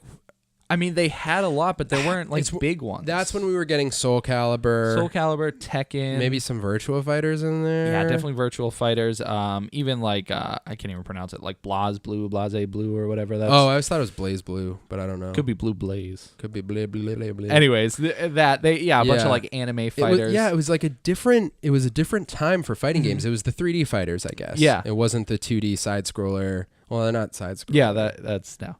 But it technically side scrolls. I mean, I guess it does scroll. It's not like 3D because it changed when you could walk around your opponent. Yes. That was a whole new dynamic. Oh my god, that still blows my mind. But I guess it wasn't you didn't get the 2D fighters for a long time in that whole generation. I mean, there were actually Marvel vs. Capcom 2 was. No, that was PlayStation. Dreamcast. Oh, Dreamcast. And I believe. Maybe I think it was released on PlayStation. Not PlayStation 2 though, right? No. So maybe it was later PlayStation into PS2 and Xbox, probably because we started getting more theatrical, story-driven games. And then when 360 came out, and I remember Street Fighter 4 came out, then Ultra Street Fighter 4, they updated that. We got Ultimate Marvel vs. Capcom. Yeah. Got a new Tekken, which I actually really liked. Really? Tekken 6, I believe. I don't think I played that. But then we got the crossover, the Street Fighter and Tekken crossover. Yeah, which they only made one of those. They're supposed to make two. And then. Were they? Yeah, well, because... I don't think it did very well. Because what was the one we played? Was it Street Fighter Controls? Or Tekken Controls. Oh, that's right. They were supposed to do Street Fighter X Tekken. I can't remember. Tekken X Street Fighter. Yeah. I believe it was Street Fighter Controls, right? It might have been. We had a hard time with it. We did have a hard time with it. I bought it again recently. Oh, you did? So we should give it a shot. Yeah. 360, that's funny. Yeah, because I was just buying. I also bought. We got DC versus Mortal Kombat. I remember when that got announced, we were like, "What?" Yeah, that was because one of the big things was DC didn't want their characters fatalicized, I guess. Right. Yeah, they didn't want their characters which compared to Injustice now, it's like holy crap. So yeah, I noticed in this game there's blood. It's pretty violent. It is a very hard T rating. Is it a T rating? Yeah. Wow. To my knowledge, anyways. I mean, it's definitely no reason for M. There's no language or anything. But. Right. So yeah, talking about all those games, just to say that like it's just been getting better and better. And I have played a good deal of MKXL this week, and that game too is so fluid. You know, we got Mortal Kombat 9, and that was really good. And then Mortal Kombat X was like next level stuff, and now this feels like it just keeps getting better. Yeah, it's just like fast and it could be. I don't know what else it could be, but maybe like just the combos are strung together much more like... I think that's a big part of it. Yeah, like it looks more fluid because, you know, if you keep pressing X, you can get a nice looking combo even though you only hit the person 3 times or whatever. Right. Yeah, and the other thing is I think it's easier... I don't know if it's easier now or they've made it more accessible to string combos together and top it off with a special. Yeah. You know, stuff like that. So the games just have a little more, the fights have a little more excitement to them. Yeah, absolutely. You know? And this one doesn't have, actually, what was the last one that had like interactive stages? Was it Injustice? Mortal Kombat did before. XL doesn't though, right? Where you can like smash them through the stages? No, there's none of that. That's kind of an Injustice trait like that. They have their own thing. Does that happen in this one? Yeah, they have them. But it's not, it's a lot less, like, what's the word I'm looking for? Not as accessible, I guess. Like only one half of the map will give you a transition. Okay. And even then it's like, it's just, they're not as good as they were in the first one. Okay. It's just kind of like a quick smashing through stuff. Whereas in the first Injustice, it was either side you could be transitioned into, and I believe there were 3 layers you could go through. Yes, you're right. Well, at least some of them definitely had like multiple. But anyways, yeah. So there are transitions, but they're not as possible, I guess. Like they're not as easier to do, I guess. Yeah. Which this leads me to the idea of content. I feel like this game, at least as far as stages and characters go, maybe a little lacking compared to the first one. Really? I mean, there are an incredible cast of characters, but what I never understand is when you get a new fighting game, why not just put all the characters from the first one into the new one and then add all these characters? I don't know. You know what kills me about... I keep bringing it up because I was just on a NetherRealm kick, so we were playing Mortal Kombat. I'm so bummed that Freddy didn't end up in MKXL. Oh, yeah. Because I loved having him and we got Predator. Wasn't Predator in the last one too? I think so, actually. It was Fred. I'm trying to remember who were the bonus characters. It was Freddy, and I know the Mortal Kombat characters I think were like Rain and I don't even remember something those. like that. But we got Jason in this one. But so like total missed opportunity for Freddy versus Jason. Right, absolutely. So I don't know why he didn't get carried over. Similar to what you're saying in this one, I have the character list right here. You want me to run through it real quick? Yeah. So in this one we get Aquaman, Atrocitus, Bane, Batman, Black Adam, Black Canary, Blue Beetle, Brainiac, Captain Cold, Catwoman, Cheetah, Cyborg, Darkseid, Deadshot, Dr. Fate. It's a pretty good list. Yeah. Firestorm, Flash, Gorilla Grodd, Green Arrow, Green Lantern, Harley Quinn, Joker, Poison Ivy, Red Hood, Robin. Red Hood's not in it yet. Right. DLC character. Robin / Nightwing, Scarecrow, Starfire, Sub-Zero, Supergirl, Superman, Swamp Thing, and Wonder Woman. 3 of those characters aren't listed yet. Yes. And I think there are going to be more in the future. Yeah, they said there's definitely at least going to be 9 more characters added. So holy yeah. God, that's I mean, crazy. it is a really good list, But there are a few characters like Shazam. I want Shazam. Black Adam is just like Shazam, but I want Shazam, not Black Adam. And there are just other characters. Like in Injustice, my best character is Lex Luthor. I kicked butt with Lex Luthor. Oh, yeah, he's not in this one. He's not in it at all. I mean... Lobo's not in this one. Well, he was a DLC character. I'm just saying I want Lobo in this one. So, I don't know. I feel like there's some... and like how they got Joker in the game, thematically, like with the story, makes no sense. Really? Well... because the story of Injustice is Superman kills Joker. Oh, right. That's right. So why he's in this game? Because he can't not be. Yeah, because I guess we need Joker. But anyways, so it's like, why can't we have Lex Luthor then? Why can't we have certain other characters? I don't know why that is. But then again, maybe I'm just being spoiled from like Smash Bros. And I'm like, I want more characters. Well, there could be the chance that, I mean, that was Street Fighter, right? Like the first Street Fighter, you had, 8 characters? Mm-hmm. And then, then you get to like Super Street Fighter 2 and they just kept adding characters, but you didn't lose Ken and Chun-Li and, Dalsim. Like you had all those guys, all those characters. So I don't know why they don't just add them on. I wonder if it has anything to do with keeping the game experience unique. Like if you want to play as Freddy, you got to go back to MK9. If you want to play as Lex Luthor, we got to play Injustice. Okay, so you're saying, but why would people want you to go back to their older games? I don't know. I mean, I guess okay, that makes sense. That's the only thing I can think of, like, unless it's just this decision where it's like, okay, we can either spend the time and money on redeveloping the old characters, or we bring in some new characters that we think will be equally as or more, more popular. But I would think because they already have their characters made, how hard could it be? Like, they don't necessarily have to do new moves. Yeah, that I don't know. Because they could tweak them, but I don't think Batman and Superman or Wonder Woman are that different in this game. No way. Batman is very similar. He's got a few different moves. But yeah, so with that logic, I have no idea. I mean, I don't know why we didn't get Mega Man in Marvel vs. Capcom 3. I know that's still such a weird. Like Zero's great, but why would you not put Mega Man? I know. Like, it doesn't. So I don't know. Weird stuff. But I mean, that's a tiny complaint. The rest of the game is amazing. Game's really great. All the unique. Ultra combos are so cool. Oh, the ultimates, the supers, whatever they're called in this. Yeah, they are so imaginative and brutal and Sharks.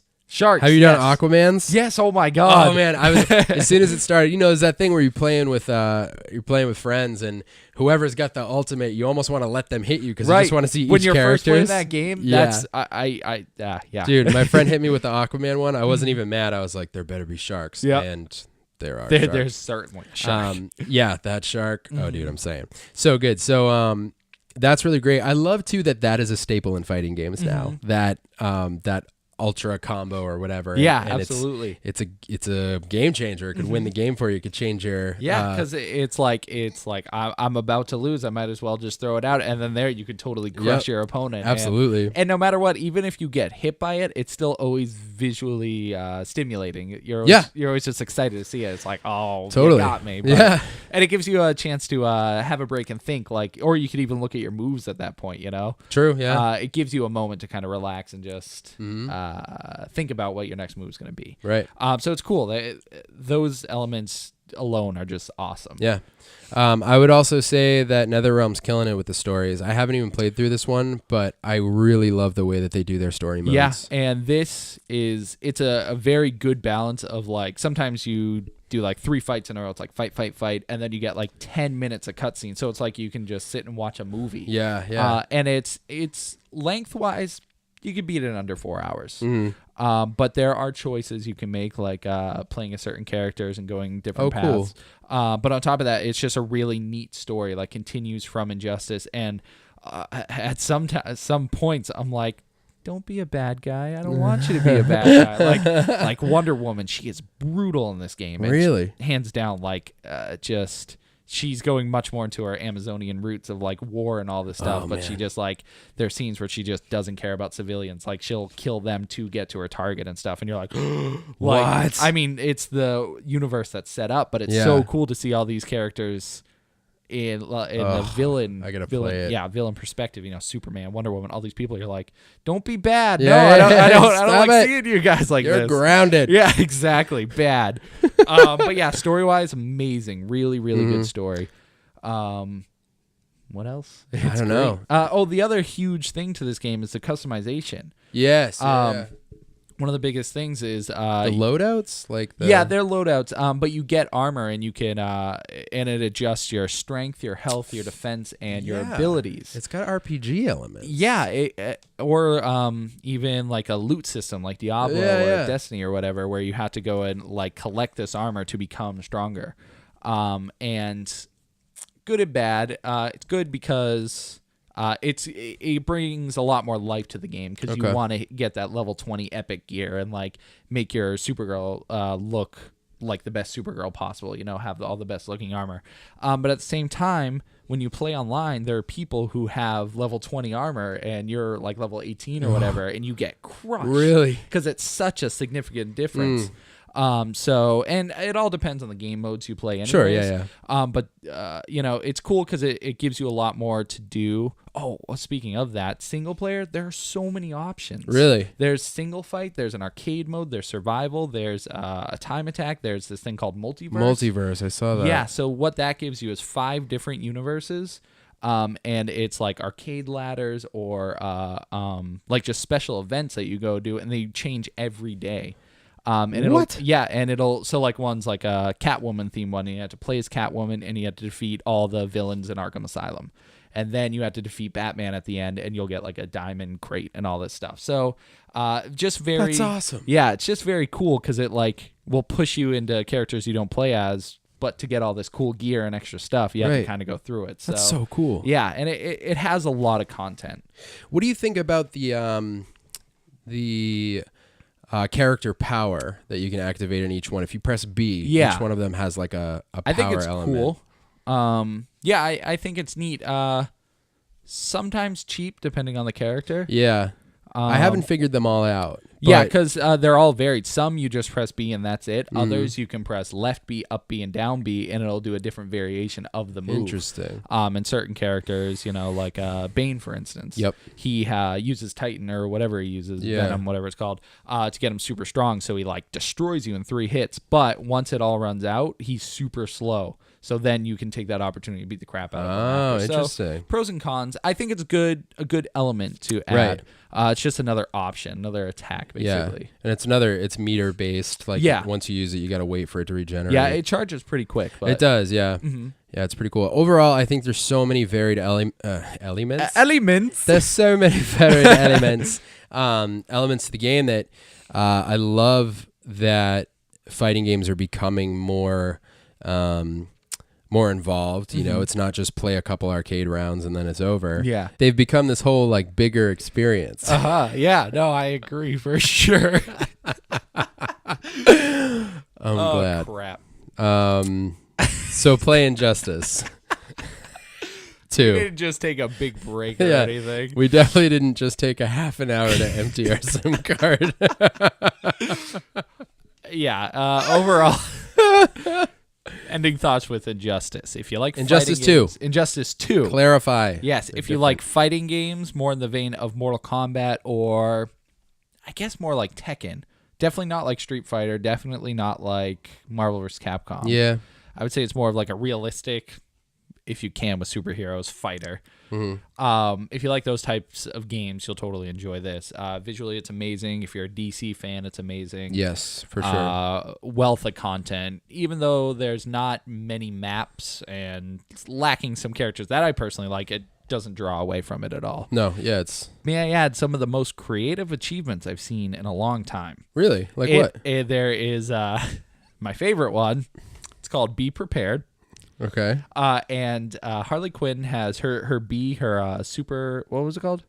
The B, when you press B, what is that called? Like the hero I think power? it's just called like a character power. Character power or something. So hers, she throws a big, I think it's a bone or a chunk of meat, and hyenas come. Oh. And so to get the achievement, you have to play King of the Hill, and you have to dethrone a king by defeating him with the hyenas. And it's called Be Prepared. It's so clever. That's amazing. If you don't know, it's a Lion King. It's reference to Lion King, the song that the hyenas sing good. with Scar. But yeah, that's great. I was like, this is incredible.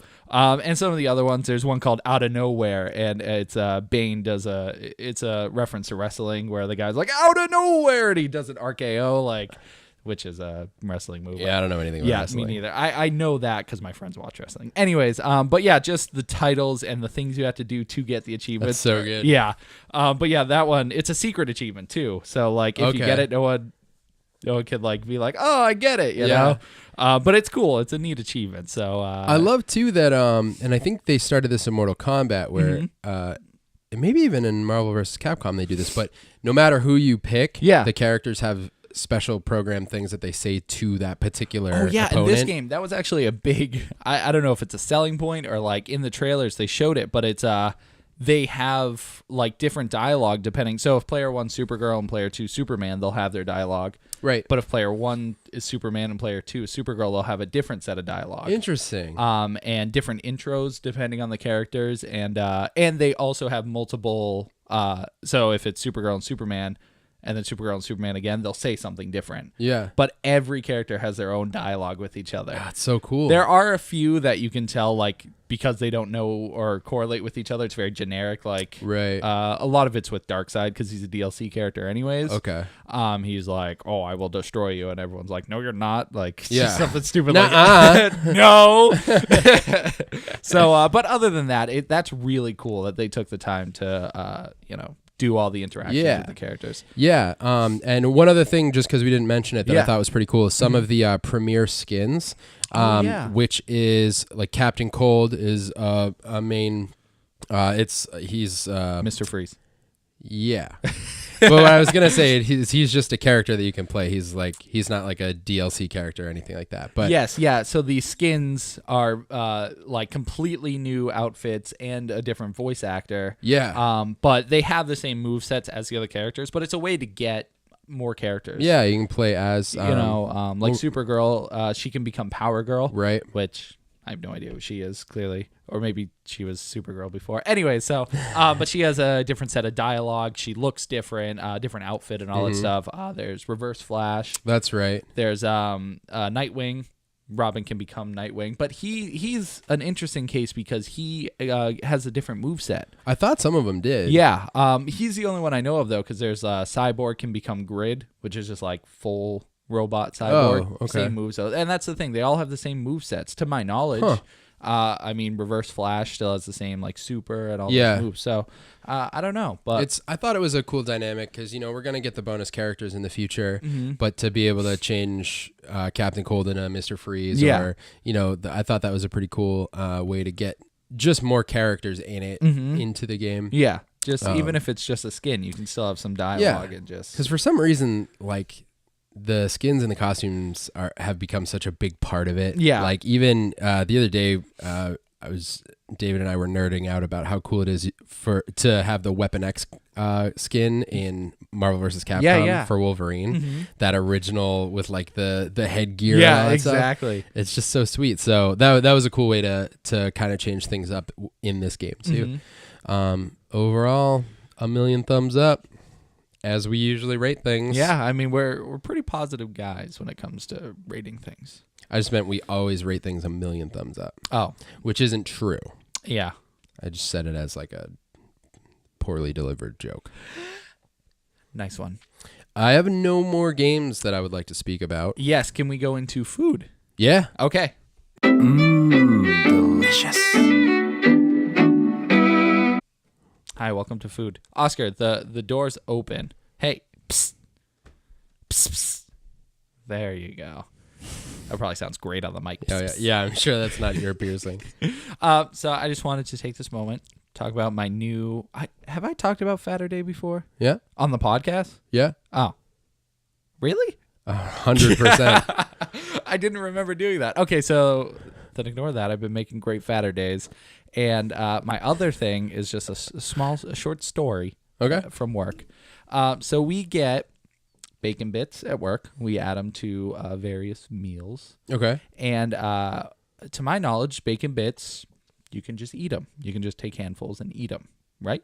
You agree? Yeah, I don't see why not. Okay. So over time, I'm eating handfuls and more bacon bits at work just because it's a quick snack. So you just have a bowl of bacon bits? I mean, we have the container. I kind of just like scoop it, and throughout the night, I just pop a few in my mouth, just whatever. Now, is this a bowl of bacon bits that you put on other people's food? Yes, but this. So you just. I'm not cross-contaminating. There's this big bag, and then it goes in that, and then I scoop with a separate bowl and put that bowl to the side. All right, I get you. So it's all kosher safe. But still, you just have a bowl of bacon bits. Yeah, well, because I get hungry and you work in a restaurant. There's so much food there. They're feeding you bacon bits because it's quick and easy and it's flavorful. Sure. Okay. All right. I'm with you. So I'm eating these and I'm like, man, these are so good. Blah blah blah. So eventually, so I'm eating them one day and I don't even remember who told me this, but someone came up and they were like, that's raw bacon, and I was like, no, it's not, and they're like, yeah, it is. And so I go and look at the package it comes in, totally raw. I've been eating raw bacon for like 3 weeks. Uncooked. So when we put it on food, we will always warm it up, but the food it goes on always goes in the oven. Sure. So it's real bacon then? It's real. What you guys get? It's real sliced up bacon. So was it like a little chewy? It was fine. I'm still convinced that it's cooked.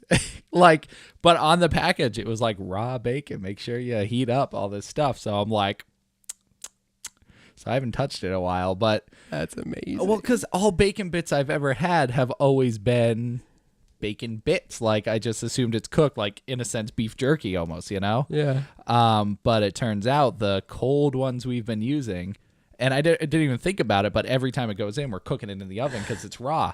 I didn't get sick or anything. Yeah, sure. But the amount I've been eating is probably not good. like scoops and scoops full. But I'm just... So, long story short, I have inadvertently had a lot of raw bacon in the past. You should just jump on keto at that point. I mean, seriously, I think I've talked about it. I've always wanted to try raw meat. Yeah, and now you have. I mean, bacon, yes. And it tastes just like bacon. Yeah. It wasn't gross. I don't know. Sure. Why not just eat everything raw? Well, have you ever had like an insanely undercooked burger? No, I don't. That's the thing. Like, I don't want a burger undercooked. I just want to have raw meat. Yeah, just by itself, just to try. I read an article once about a guy who ate only raw meat. That's like all he eats. Don't you get like tapeworms and stuff though? I don't know. His body adapted to it for some reason. That makes sense. Had something to do with the way, like, he had to eat a special diet, and that was within it somehow. Probably like iron or something. Like some kind of digestive issue. Yeah, or something like that. But so his. Like the article said that his refrigerators look like a murder movie or something. Yeah, I don't know if I saw that article. You might have showed me it actually, Maybe. but I've seen it before. So you can do it. I guess. And I've always wanted a raw egg. You've always wanted. Oh yeah, I've never tried that. Just to chug, like you see it in Rocky. You should and just stuff. try it. You get eggs. Yeah. Do you want to do it on live? Oh, we could. We can. I'm upset now. Okay, I guess that's it for food. Are we going live? Do you have anything else? I was trying to think of. I was going to talk about something in music, but I don't know. Should I do it? Nah, I'll save it for next week. Okay. Next week, dude. Oh, next week I'm gonna be wrecked when we do the podcast. I'm gonna be wrecked too. Because we're gonna do that. Oh wait, no, not next week. No, the week after. That's the week after. So what next are you week, doing? So I'm going to this artist development conference next weekend. It sounds complicated. It's like Thursday through Sunday. Ooh. And it's like so it's basically like a bunch of rappers, like record label executives or reps, and like a couple of hip hop like news outlets are going to be there and stuff like that. And I registered for the conference, and there's going to be a bunch of like I said, a bunch of reps there who like do booking, and I guess some of the labels are like scouting for new talent and stuff like that. Yeah. So I registered to go, and there's 2 concerts Saturday and Sunday night. With some rappers that I know, a bunch that I haven't heard of, but it's still cool that they're doing live shows. So like Thursday and Friday night, they have like sessions where you go and just learn about the industry and stuff like that. Saturday, they're doing some different tracks and like courses on booking. And one of the guys that's coming is like, he books a bunch of huge shows in New York and stuff. So, and they're doing one-on-one sit-downs with like one of the label reps and one of the guys from the news outlet and stuff like that. So I've been trying to like get in touch with those guys. That so sounds I can, amazing. Yeah. So, but it's crazy because Thursday and Friday I leave work. I have to drive down to Boston both nights to go there. And then Saturday morning I drive to Boston and they have like breakfast there and everything. Yeah. And I'm going to be there pretty much all day until the concert. And I might not even go Sunday because Sunday's just, it's another concert, which would be cool to go to. Yeah. But I feel like I'm going to be destroyed after God. like. Well, I mean, when we go to Comic-Con, we go for one day and it's a we're long day. Yeah, it's exactly. Like we're good at that point. We're satisfied. So that's awesome though. Like it sounds like a lot of great opportunities. Yeah, for you. exactly. And I'm trying to like take the opportunity to go and hopefully connect with some people and stuff like that. Does it cost money or can you just sign up for it was so when you register it's like a VIP entry, so I have access to both the shows cuz you can also just buy tickets to the shows, but it was $50 registration and it includes all the food and all the sessions. I can go to whatever sessions I want, stuff like that, and then the 2 shows. So. And that's perfect. You can get your name out there, like meet with people, so they'll. Yep, they're even they're picking a few artists to perform live. So I submitted my music and I'm waiting to hear back. Oh my god, how scary would that be? The day of you show up there and they're like, "Oh yeah, you're going live." This week I'm gonna spend some time this week prepping a set just in case, because I get so stressed out if it's last minute changes or whatever. I couldn't even imagine. But I wouldn't be stressed out to perform because I'm pretty confident in my live performance. I would almost rather someone see me play live than just listen to my music. Yeah. So I'm actually hoping that works out. Yeah, that'd be sweet. Dude, I wish you luck. Thanks, man. Speaking of live.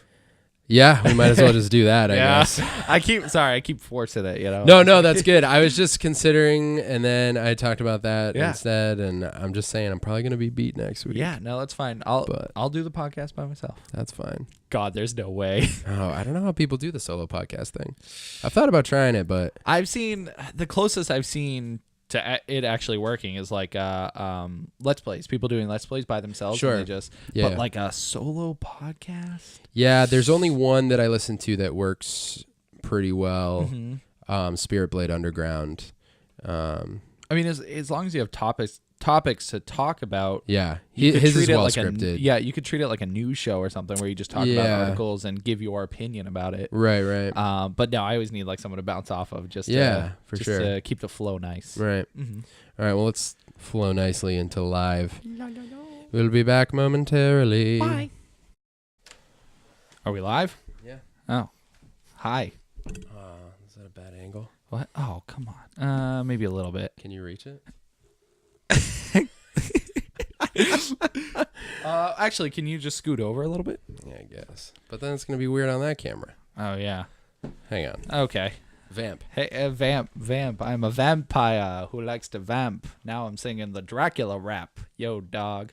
Dude, come on. I like to suck blood. We're never going live on that.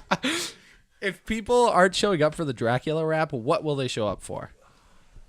Oh, okay. So imagine this. Grimace, Gossamer, Groot, God. The 4 Gs, the musical. I mean, I don't even know what to imagine. I just imagine the correlation between those guys. I'm not seeing the story. Groot would have such a hard time talking to people. You think so? Do you think Rocket would show up? Groot would. I'm just saying. So we are... We're on my page this week. Yes. This is the Keep Up Podcast. We've been doing it on our Facebook page, which you can find if you search the Keep Up. But we're doing it on my page tonight because... You have a lot of friends. I have more friends than we do on the page. No, it's a good way for people to see like what the podcast is like, because if you're not following us, obviously you won't see us. I say we do your page next week. Hey, we can switch off. So describe the podcast. Say no one's ever listened before; they have no idea what's happening. Give me the honor. I would like for you. So we talk about things and stuff. All right. I wasn't ready for this, Brett. No, I know. That's the best. So we just met, and I'm like, oh, cool. What do you nice do? Nice to meet you. I'm Tim. Hey, I'm Brett. Nice. What do you do in your free time on Monday nights?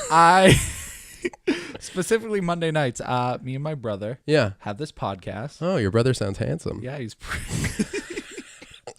I like from just saying my brother, you Yeah. say he sounds handsome. Just sounds like a good-looking guy, is all I'm saying. So we do this podcast. Oh, what's your podcast about? We talk about all things entertainment. Oh, that sounds interesting. Whether it be, oh God. Sorry, my sound's on. I'm talking to myself now. So we talk about films, music, Yeah. Video games, Okay. literature, Uh-huh. food, Yeah. toys, Yeah.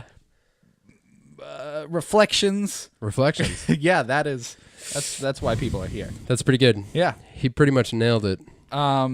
So I think we should just get right to this little guy. Yeah. So, if you're listening to the podcast, you know this already, but on live, I should tell you that Tim brought up how he's always wanted to try a raw egg. Yes.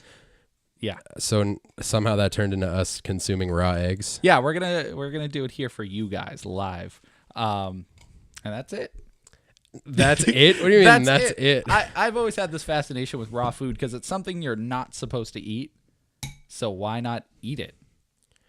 I mean, when you put it like that, That's what I'm saying. What if I smash this glass with the egg? that's hilarious. Okay. Wow. No dice, huh? No. So I mentioned it to you earlier. You're getting it. You're gonna get it all over the thing. I know. I didn't think about this. So what do you think about, like, did you already empty it? Yeah, it's good. All right, cool. Really, Salem? No, Salem, not.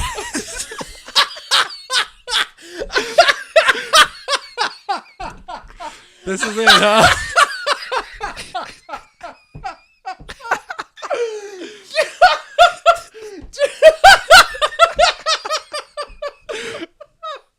I just.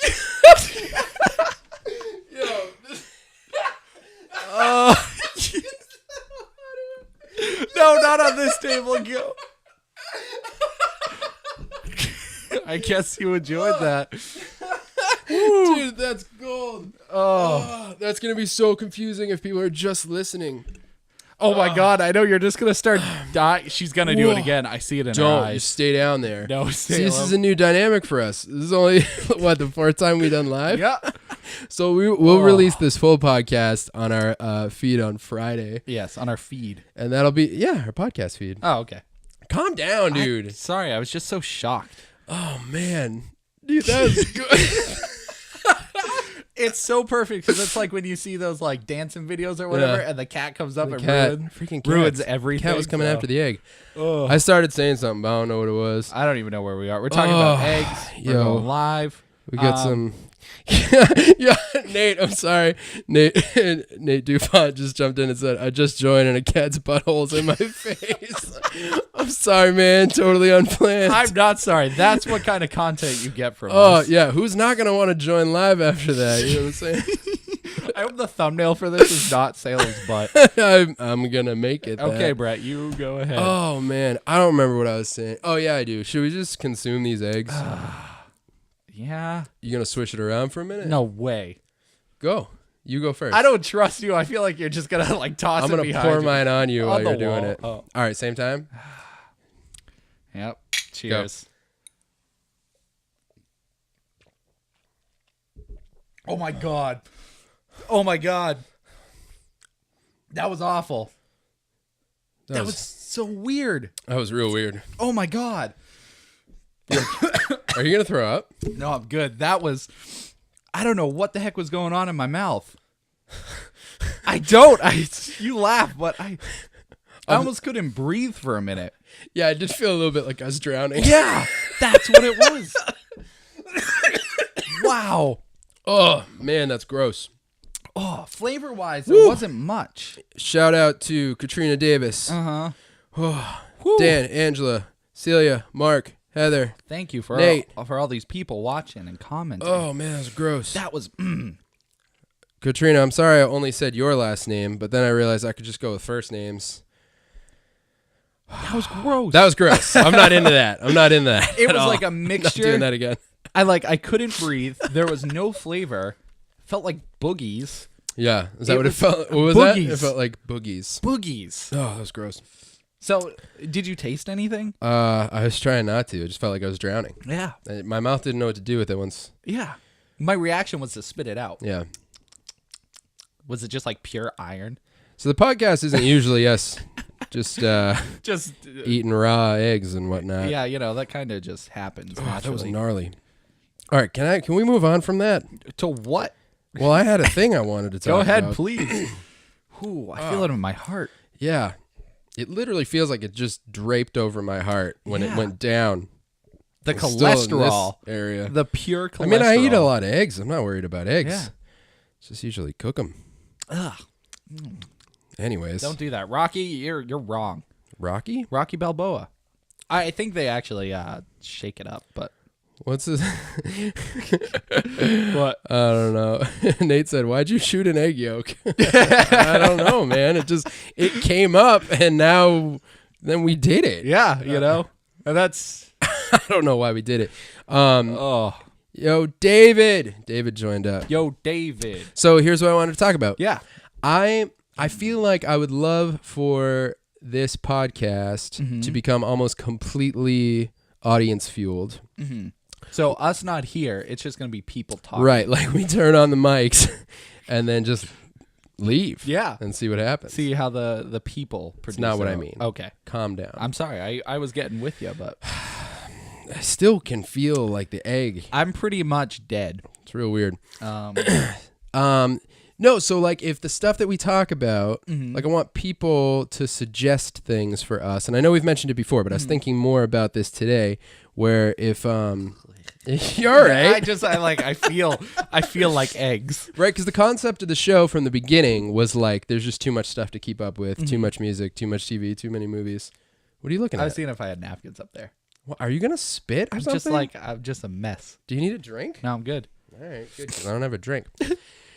But I'm thinking like, what if we do it like there's something that you guys heard about and you want to check out, but you're not sure if you should spend the time. So you suggest something. You're like, hey, I want to watch this, but I don't know if I should spend the time. And then you suggest it to us, and then we watch it, and we give you like what we thought So of it. we're like their filter. Like, say they want to watch Yes. Dr. Horrible sing-along blog. Great. Yeah, it's good. There you go. Saved you guys the time. But we'll watch it for you and then talk about it either live or on the podcast, Right. whatever floats our boats. And maybe that doesn't work because then they have to spend the time listening to the podcast. I mean, we could do it in a live section. We could specifically do it in the live section. Ideally, we would probably want to just do the whole podcast live. That's eventually. hard, though. It is hard. Yeah. We'll figure that out eventually. Yeah, but, eventually. even so, yes, I agree with that. I think we, if you guys have suggestions, music, movie, comics, anything, video games, we want to try it. We want to see your experiences. What'd that mean? What? I want to see why they want to. So you're saying they suggest things that they like for us Yes. to... It doesn't I'll have to take be any. like- I'll take it. Whatever. Yeah. We could do it either way. Yeah. Like the classic movie Sock Puppets. Is that a movie? I betcha. Thinking of Puppet Master? No. Did you ever see Puppet Master? Is that the one with the guy who looks like Beethoven? What's your Beethoven? What's Yes. your favorite horror movie of all time? I got to spring this on me right now. It feels like it's time. Right now. I got to say, probably The Grudge. David says Cricket City. Oh, no, thank you. We're just going to leave that over there. Just saying, it's a good one. Cricket City is a classic. But I would have to say The Grudge. The Grudge is your favorite horror movie of all time? Mostly because it has a lasting effect on me as far as horror. I want to hear some favorite horror movies of all time. Go. You keep talking. Oh, okay. I was like, You got to get used to this. Yeah, I There's know. a lot going on. Okay. The Grudge. Why is it your favorite? So I watched this at the wee young age of either 12 or 13. I can't remember. But this was a very impressionable time where if I saw a horror movie and I was scared, it stuck with me. Yeah. So this movie, That's the one that did it. This is something where, like, if you look into the dark and you're not sure what's there, my mind's like, oh, the Grudge Girl's hanging out over there. Yeah. You know how you're always afraid of what's in the darkness. I mean, I'm not. You're horrified of what's in the darkness. The dark is scary. You're not terrified of that door right there? That door? No. Okay. That door. What's door. next to the door? Your Lego set? Yeah. That's yeah. That inspires no fear in me. Yeah, well, you know what, Brett? You're not living the right kind of life. But the dark, I can justify people being scared of the dark. You can't see. I'm not afraid of the dark. I'm afraid of what's in the dark. Which I'm pretty sure that's a quote from something. But from us right now. But yeah, so that's what my mind goes to. So for a movie to scare me that much, this is not the Japanese version. This is the Americanized version also. Because that one's Ju-on, which is just as scary. I haven't seen that one. You're missing out. Yeah. What about you? Similar one to or similar reasoning to what you're saying. I think mine is. Wait, are we saying favorite or one that scared us the most? That's your that's your favorite? Yeah, my idea of a horror movie is one that like scared me the most, that left me with the longest impression. I think my favorite horror movie is probably Sinister. I just saw it recently, but man, it stuck with me and I really loved it. That was so good. But I kind of want to go classic and say Pumpkinhead because that's the one I saw as a kid that stuck with me. And like Halloween 3? No, that one's what's Halloween 3? The third installment in the Halloween series. No, not that. Isn't it Halloween 3 like Pumpkin King or something? Oh, it's something about a pumpkin. a pumpkin. Sneak king. Let me check the comments real quick. Yeah. So it's Pumpkinhead. You'll have to Nick talk about DuPont. that. Yeah. Have we seen The Witch? I have not. We were just talking about it earlier. Yeah, we were actually talking about it earlier in this podcast. Tim's seen it. Yes, and I thought it was really good. Hi, Mom. Favorite horror movie? Jaws. Is Jaws a horror movie? At the time, yes. Yeah, I guess. Nowadays, it's a comedy. David says Serpent in the Rainbow. He said don't let the title fool you, but it sounds an awful lot like you made that up, David. I'm going to go with it's a My Little Pony episode. I don't know. Serpent in the Rainbow. Yeah, Nate says The Ring. The Ring, yeah, absolutely. The Ring is certainly up there with that Japanese horror feel. Yeah, I'm getting eye rollies at Pumpkinhead. Yeah. Pumpkinhead's pretty scary. What is that even about? You haven't seen Pumpkinhead? I know we've talked about it on the podcast before. Is it any relation to Sleepy Hollow? No. Okay. Not at all. Okay. Not at all. So, but what's it about? Chucky. We don't talk about that. The comment was, Tim's afraid of Chucky. All I said was Chucky, and you shuddered. Yeah, Chucky is certainly up there. Even to this day, nothing freaks me out. Because dolls are horrifying. But you know the cover of Evil Dead 2? Yeah. The skull face. Skull, yeah. So we had that and Chucky both on VHS. Do I know the cover of Evil Dead 2? So we had both of those on VHS. Yeah. VHS. Oh, do we still? Maybe. But we used to have them all in this drawer on this like big, I don't even know, like bureau, I guess. Yeah. So as a kid, I used to open that drawer because there were like pens and stuff in there. But I opened it once and Evil Dead and Chucky were both there. I couldn't tell you how many nightmares just from the VHS. They ended up alone. in the junk drawer? Because I think there was a bunch of VHSs in there. But of course, Chucky and Evil Dead were right on top. All done. I went to the hospital. I died. I came back to life. Came back. It was a whole ordeal. It was like the end of days. But so that. But on top of that, Chucky's just horrifying. Yeah, very scary. He's not allowed to give you breathe. that. So Pumpkinhead. What is Pumpkinhead? You'll have to watch it. I'm not going to give you the whole synopsis. All right, next week, next podcast, Pumpkinhead. I'll watch Pumpkinhead this week, and we can talk about it. Okay. Another fantastic thing about our podcast that it seems to come up, every once in a while. Yeah, what's that? It's a certain thing I like to call sonic music, my friend. And I thought for you specifically. Yeah, you're going to do this right now? I'm going to do it live. Let's just let's see if it starts up. Of course, I don't have internet, so there we go.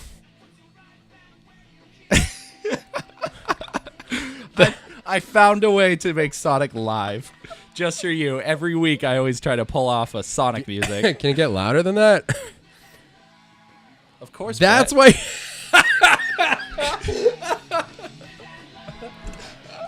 All right. I don't want to get sued. Oh, that's it. Yeah. Oh, yeah, we might, huh? I mean, it's on Facebook. They're gonna kick us off the internet. But I found a way to make it live just for you, Brett. So that's your Sonic music of the day. I hope you guys enjoy. Oh yeah, it's pretty solid. Mm-hmm. Oh, what's up, Jesse? What's up, Nick? Blah blah blah. Jeez, don't you guys do anything but talk here? Did he not see the eggs?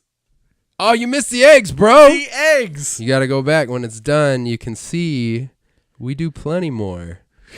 That's the only time I've ever done the egg thing. Yeah, though. I know. But I think we need to do gross. something more visually stimulating. That was episode. gross. Salem, we had Salem make a guest appearance. Yeah, bro. We got eggs. We got cats. This is the most visual podcast ever. Yeah, it's pretty good. It's Next pretty week, solid so far. One chip challenge. I don't know about that. Do you guys know about the one chip challenge? Because If not, go look it up because you'll die. I'm not about it. I I'm don't know about if it. I want to. I'll do it. You will? I'll do the rest of the podcast. It's freaking me out. Yeah. So the one chip challenge is oh god, what are you laughing at? Just the cat buttholes is coming back up. Oh yeah, of course. That's We got a question coming in, but you can carry on. no, do the question. Well, it's not here yet. Well, okay then. How do you know we have a question if it's not here? Well, Nick said, let me ask this, and typically following that, you're going to get a question or two. Why didn't he just put it inside the same thought? Well, it's all about inflection. Okay, so he's like, Nick would probably say, now listen, I don't mean to speak for you, but I feel like you would probably be like, let me ask this. so dramatic Dramatic. pause. Okay, yeah, okay. No, that's good. And then I think I've told that story on the podcast. Mm-hmm. Yeah, I don't know. Maybe it was elsewhere. What is it? He said, how's your water spitting game? I ever tell you about that? Played a show one time, and then You spit water on people? I did, actually. Spoiler alert. Yeah, and played the set, and the set went really well. Mm-hmm. And then someone came up, I think I'm remembering this right. Dude came up afterwards and was just like, yo, man, that was a great set. When you spit water, that was awesome. You would think that was like, I would take that as slang. Like you're rapping so well, dude. You're spitting water. you usually spit fire. What does it mean if it's spit water? water is like the ultimate. Is that better? You think? I mean, I don't know, some man. people could take it as worse, but I say spit water. Yo, when you spit water, Dude, that was top. that was it. It was just like everything, like the whole set happened, and he was just like, yo, that water thing was nuts. So he thought you planned it or something. I mean, yeah, I didn't even know if I'd have water, you know? But you just happened to have some. Oh, yeah, I had some. Someone gave me So some. it wasn't spit. I mean, it was a little bit spit. I mean, I'm sure there was some mixed in there. But it wasn't just like a big loogie. Only as much as you get, like, when you share a sody. Okay. You know what I'm saying? Yeah, good old sodies. You feel me? Yeah. Jesse Commenda took you long enough. Welcome to the party. I think we're done here. That's it. No, they just He told me gets that here. he joined. Yeah. Well, every time he shows up, it reminds me, Broforce. Broforce. He loves Broforce. I'll give him Broforce. Another Broforce tonight, just for you. Really? Yeah. You've been posting him just because he's been Yeah. asking for him? Every time we go live, I see his name because he initially was like, "Bring the people what they want," Yeah. and then Broforce. And you're like, I should. yeah. Wow. And that's it. He inspired me. See, one man can make a difference. But one difference cannot make the man. I don't know. You got me. I beat you. I was going to respond with something, but then I realized I made an Instagram video saying that thing. And then it would be like I'm quoting myself, and that feels dumb. Unless it's a good quote. Right, but is it? I mean, the magic that comes from my mouth, Yeah. totally quotable. A great man once said, Yes. the magic that comes from my mouth, totally quotable. See, there we go. It's amazing. That's it. And it's real just good. like, yeah. What? Are you reading comments? I saw a comment from afar, and I'm going to... Oh, man, your eyes are better than mine. All I see is... I can't even see it. Hi, do I? Oh, Lord. I'm going to give you this, Jesse Commenda. You're at Redbox looking at the new arrivals. Split or Resident Evil 24? It's a tough one. We were just talking about Resident Evil. I know. I swear, people are listening to us. I know. That's weird. That is weird. Split. Just. Oh, yeah. I mean, I want to. I wasn't even going to answer the question. Yeah, because we've been recording for what? 2 hours? Maybe now, but it was probably an hour and a half before we went live. Yeah. And you guys are bringing up all stuff that we talked about. I know. already, It's which is funny pretty because gnarly. I guess it's relevant today. Yeah, must be. But yeah, Resident Evil 24 is not good. Have you seen it? Yes. Final chapter? Is that what Final we said it's chapter. called? Yep. It's very, I mean, even Redbox is generous. Like, if you can find it at a dumpster, Redbox is generous. It's rough. I mean, if you've seen all the other ones, might as well finish it off. But yeah, might as well just do it. So what game are we playing? What do you mean? Tonight. Oof. Guys, throw out some suggestions as well. What game we should play? Yeah. Now, are we doing like a long form Let's Play situation? We're could definitely going to play Injustice 2. Absolutely. Who's your character? Supergirl. Oh, really? Supergirl is amazing. Ooh. Who do you play as? Well, I've been playing as Black Canary a lot. See, I like her speed. Yeah, she's super fast, but you got to get up close to really. Yeah. She's like Iron Fist in Marvel vs. Capcom. That's probably why you like her then. Yeah, like if you can get close, you can do some damage. But if you can't, then you can't do some damage. Yeah, you can't damage the goods. Exactly. That's what I got. Always said. Or Batman. I'm pretty good with Batman. I might be Atrocitus and just rage vomit on you the whole time. Oh my god, that's all he does. Yeah. Even his ultimate, he like grabs you and throws you, and then throws you up on your and then face. or you can call in his cat assistant. Yeah, Salem. That's what I call it. Nate wants a freestyle. I'm not doing it. Yo, dog. This is Tim freestyling. Dog. Are you happy? Are you happy, Nate? Look what you've done. I've ruined any chance for a future wife. No, man. I think that's good for you to do that from time to time. To just release my inner rap star. You know, I do think frequently about One Take Wednesdays. I think I'm going to start doing them again, but I'm going to do them live. And with me in the background. Yeah. Every Dude, single one of my best ones was the one I did where you were handing me stuff. If you go to the Abala show on what's that website with all the videos? YouTube? There it is. It's One Take Wednesday take 6. Right? I think that's the one where you were handing me all the stuff. Oh, I have no idea what take it was. I don't know why I'm asking you. Yeah. But you remember that happening, Oh, I right? do. Yeah. Okay. And that one, yeah, it was perfect. Good one. It was pretty I clean. mean, it's obvious because were my hands even in it? Probably. Because I'm a famous hand model. Yeah, but that's the video that really did it. Yeah. I just Oh no. have Tim hand you random objects. Oh, yeah. See, he's requesting it. I mean, you didn't get shut down. I'm just saying remotes. Oh, I'm not prepared. You're out of things. You don't think I'm never not always prepared to be Nate, ready? Okay, now I'm making a commitment. I'm going to start doing one takes on Wednesdays. Live. Facebook Live? I think Facebook Live. You heard it here first. Does that mean I have to do it like next week? You have to do it this week. Here's the thing. Oh, shoot. Yeah, there's a Wednesday in this week. Brett, why do you set yourself up for failure? No, I feel bad. Nate, I didn't mean to shut you down, man. Hey, I tried for him. I'm just nervous is all. No, I get you. No, you know what I got to figure out is how to play. I guess I could just play the beat in the background. Yeah, with the soundbar. Yeah, but I feel like it's going to sound weird. I don't know if it's going to pick up well. What else could you do? I don't know. Be more tech savvy than I am? I don't know. I guess you could put a phone or something close to the... but then they won't be able to hear you. Yeah. So you had to have it at a good range. Right. Where it is both...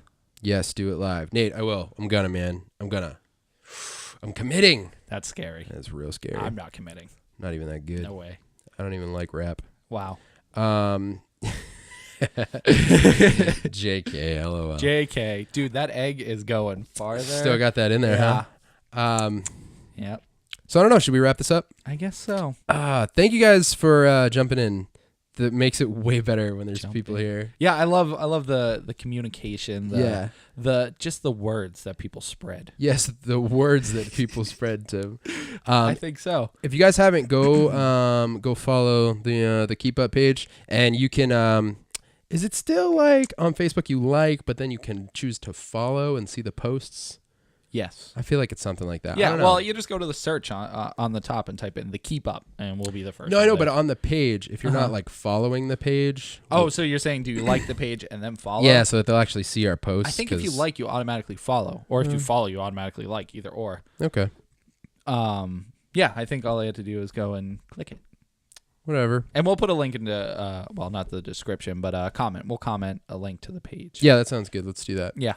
Where else can people find us? iTunes. Yeah. Our podcast comes out every Friday. Yeah, the Keep Up Look, podcast. Are these all likes popping up? Looks like it. Wow. It could be a delay though. I'm not sure. Well, anyways, I appreciate it. It's very exciting to watch. Yeah, thanks. Yeah, you can subscribe to the podcast, the Keep Up podcast on iTunes or SoundCloud. And yeah, you'll have a new one every Friday. So this Friday, you'll get the one that includes this live section, and it'll be in its entirety. Yep.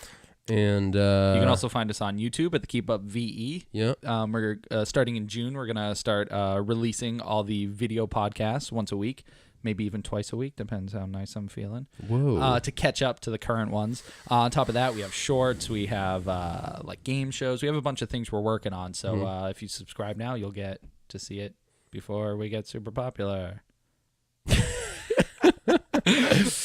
I mean. What else? We have Instagram, we have Twitter, we're everywhere. You think social, we're media. Yeah, well put. Thanks. Instagram, the Keep Up. Yep.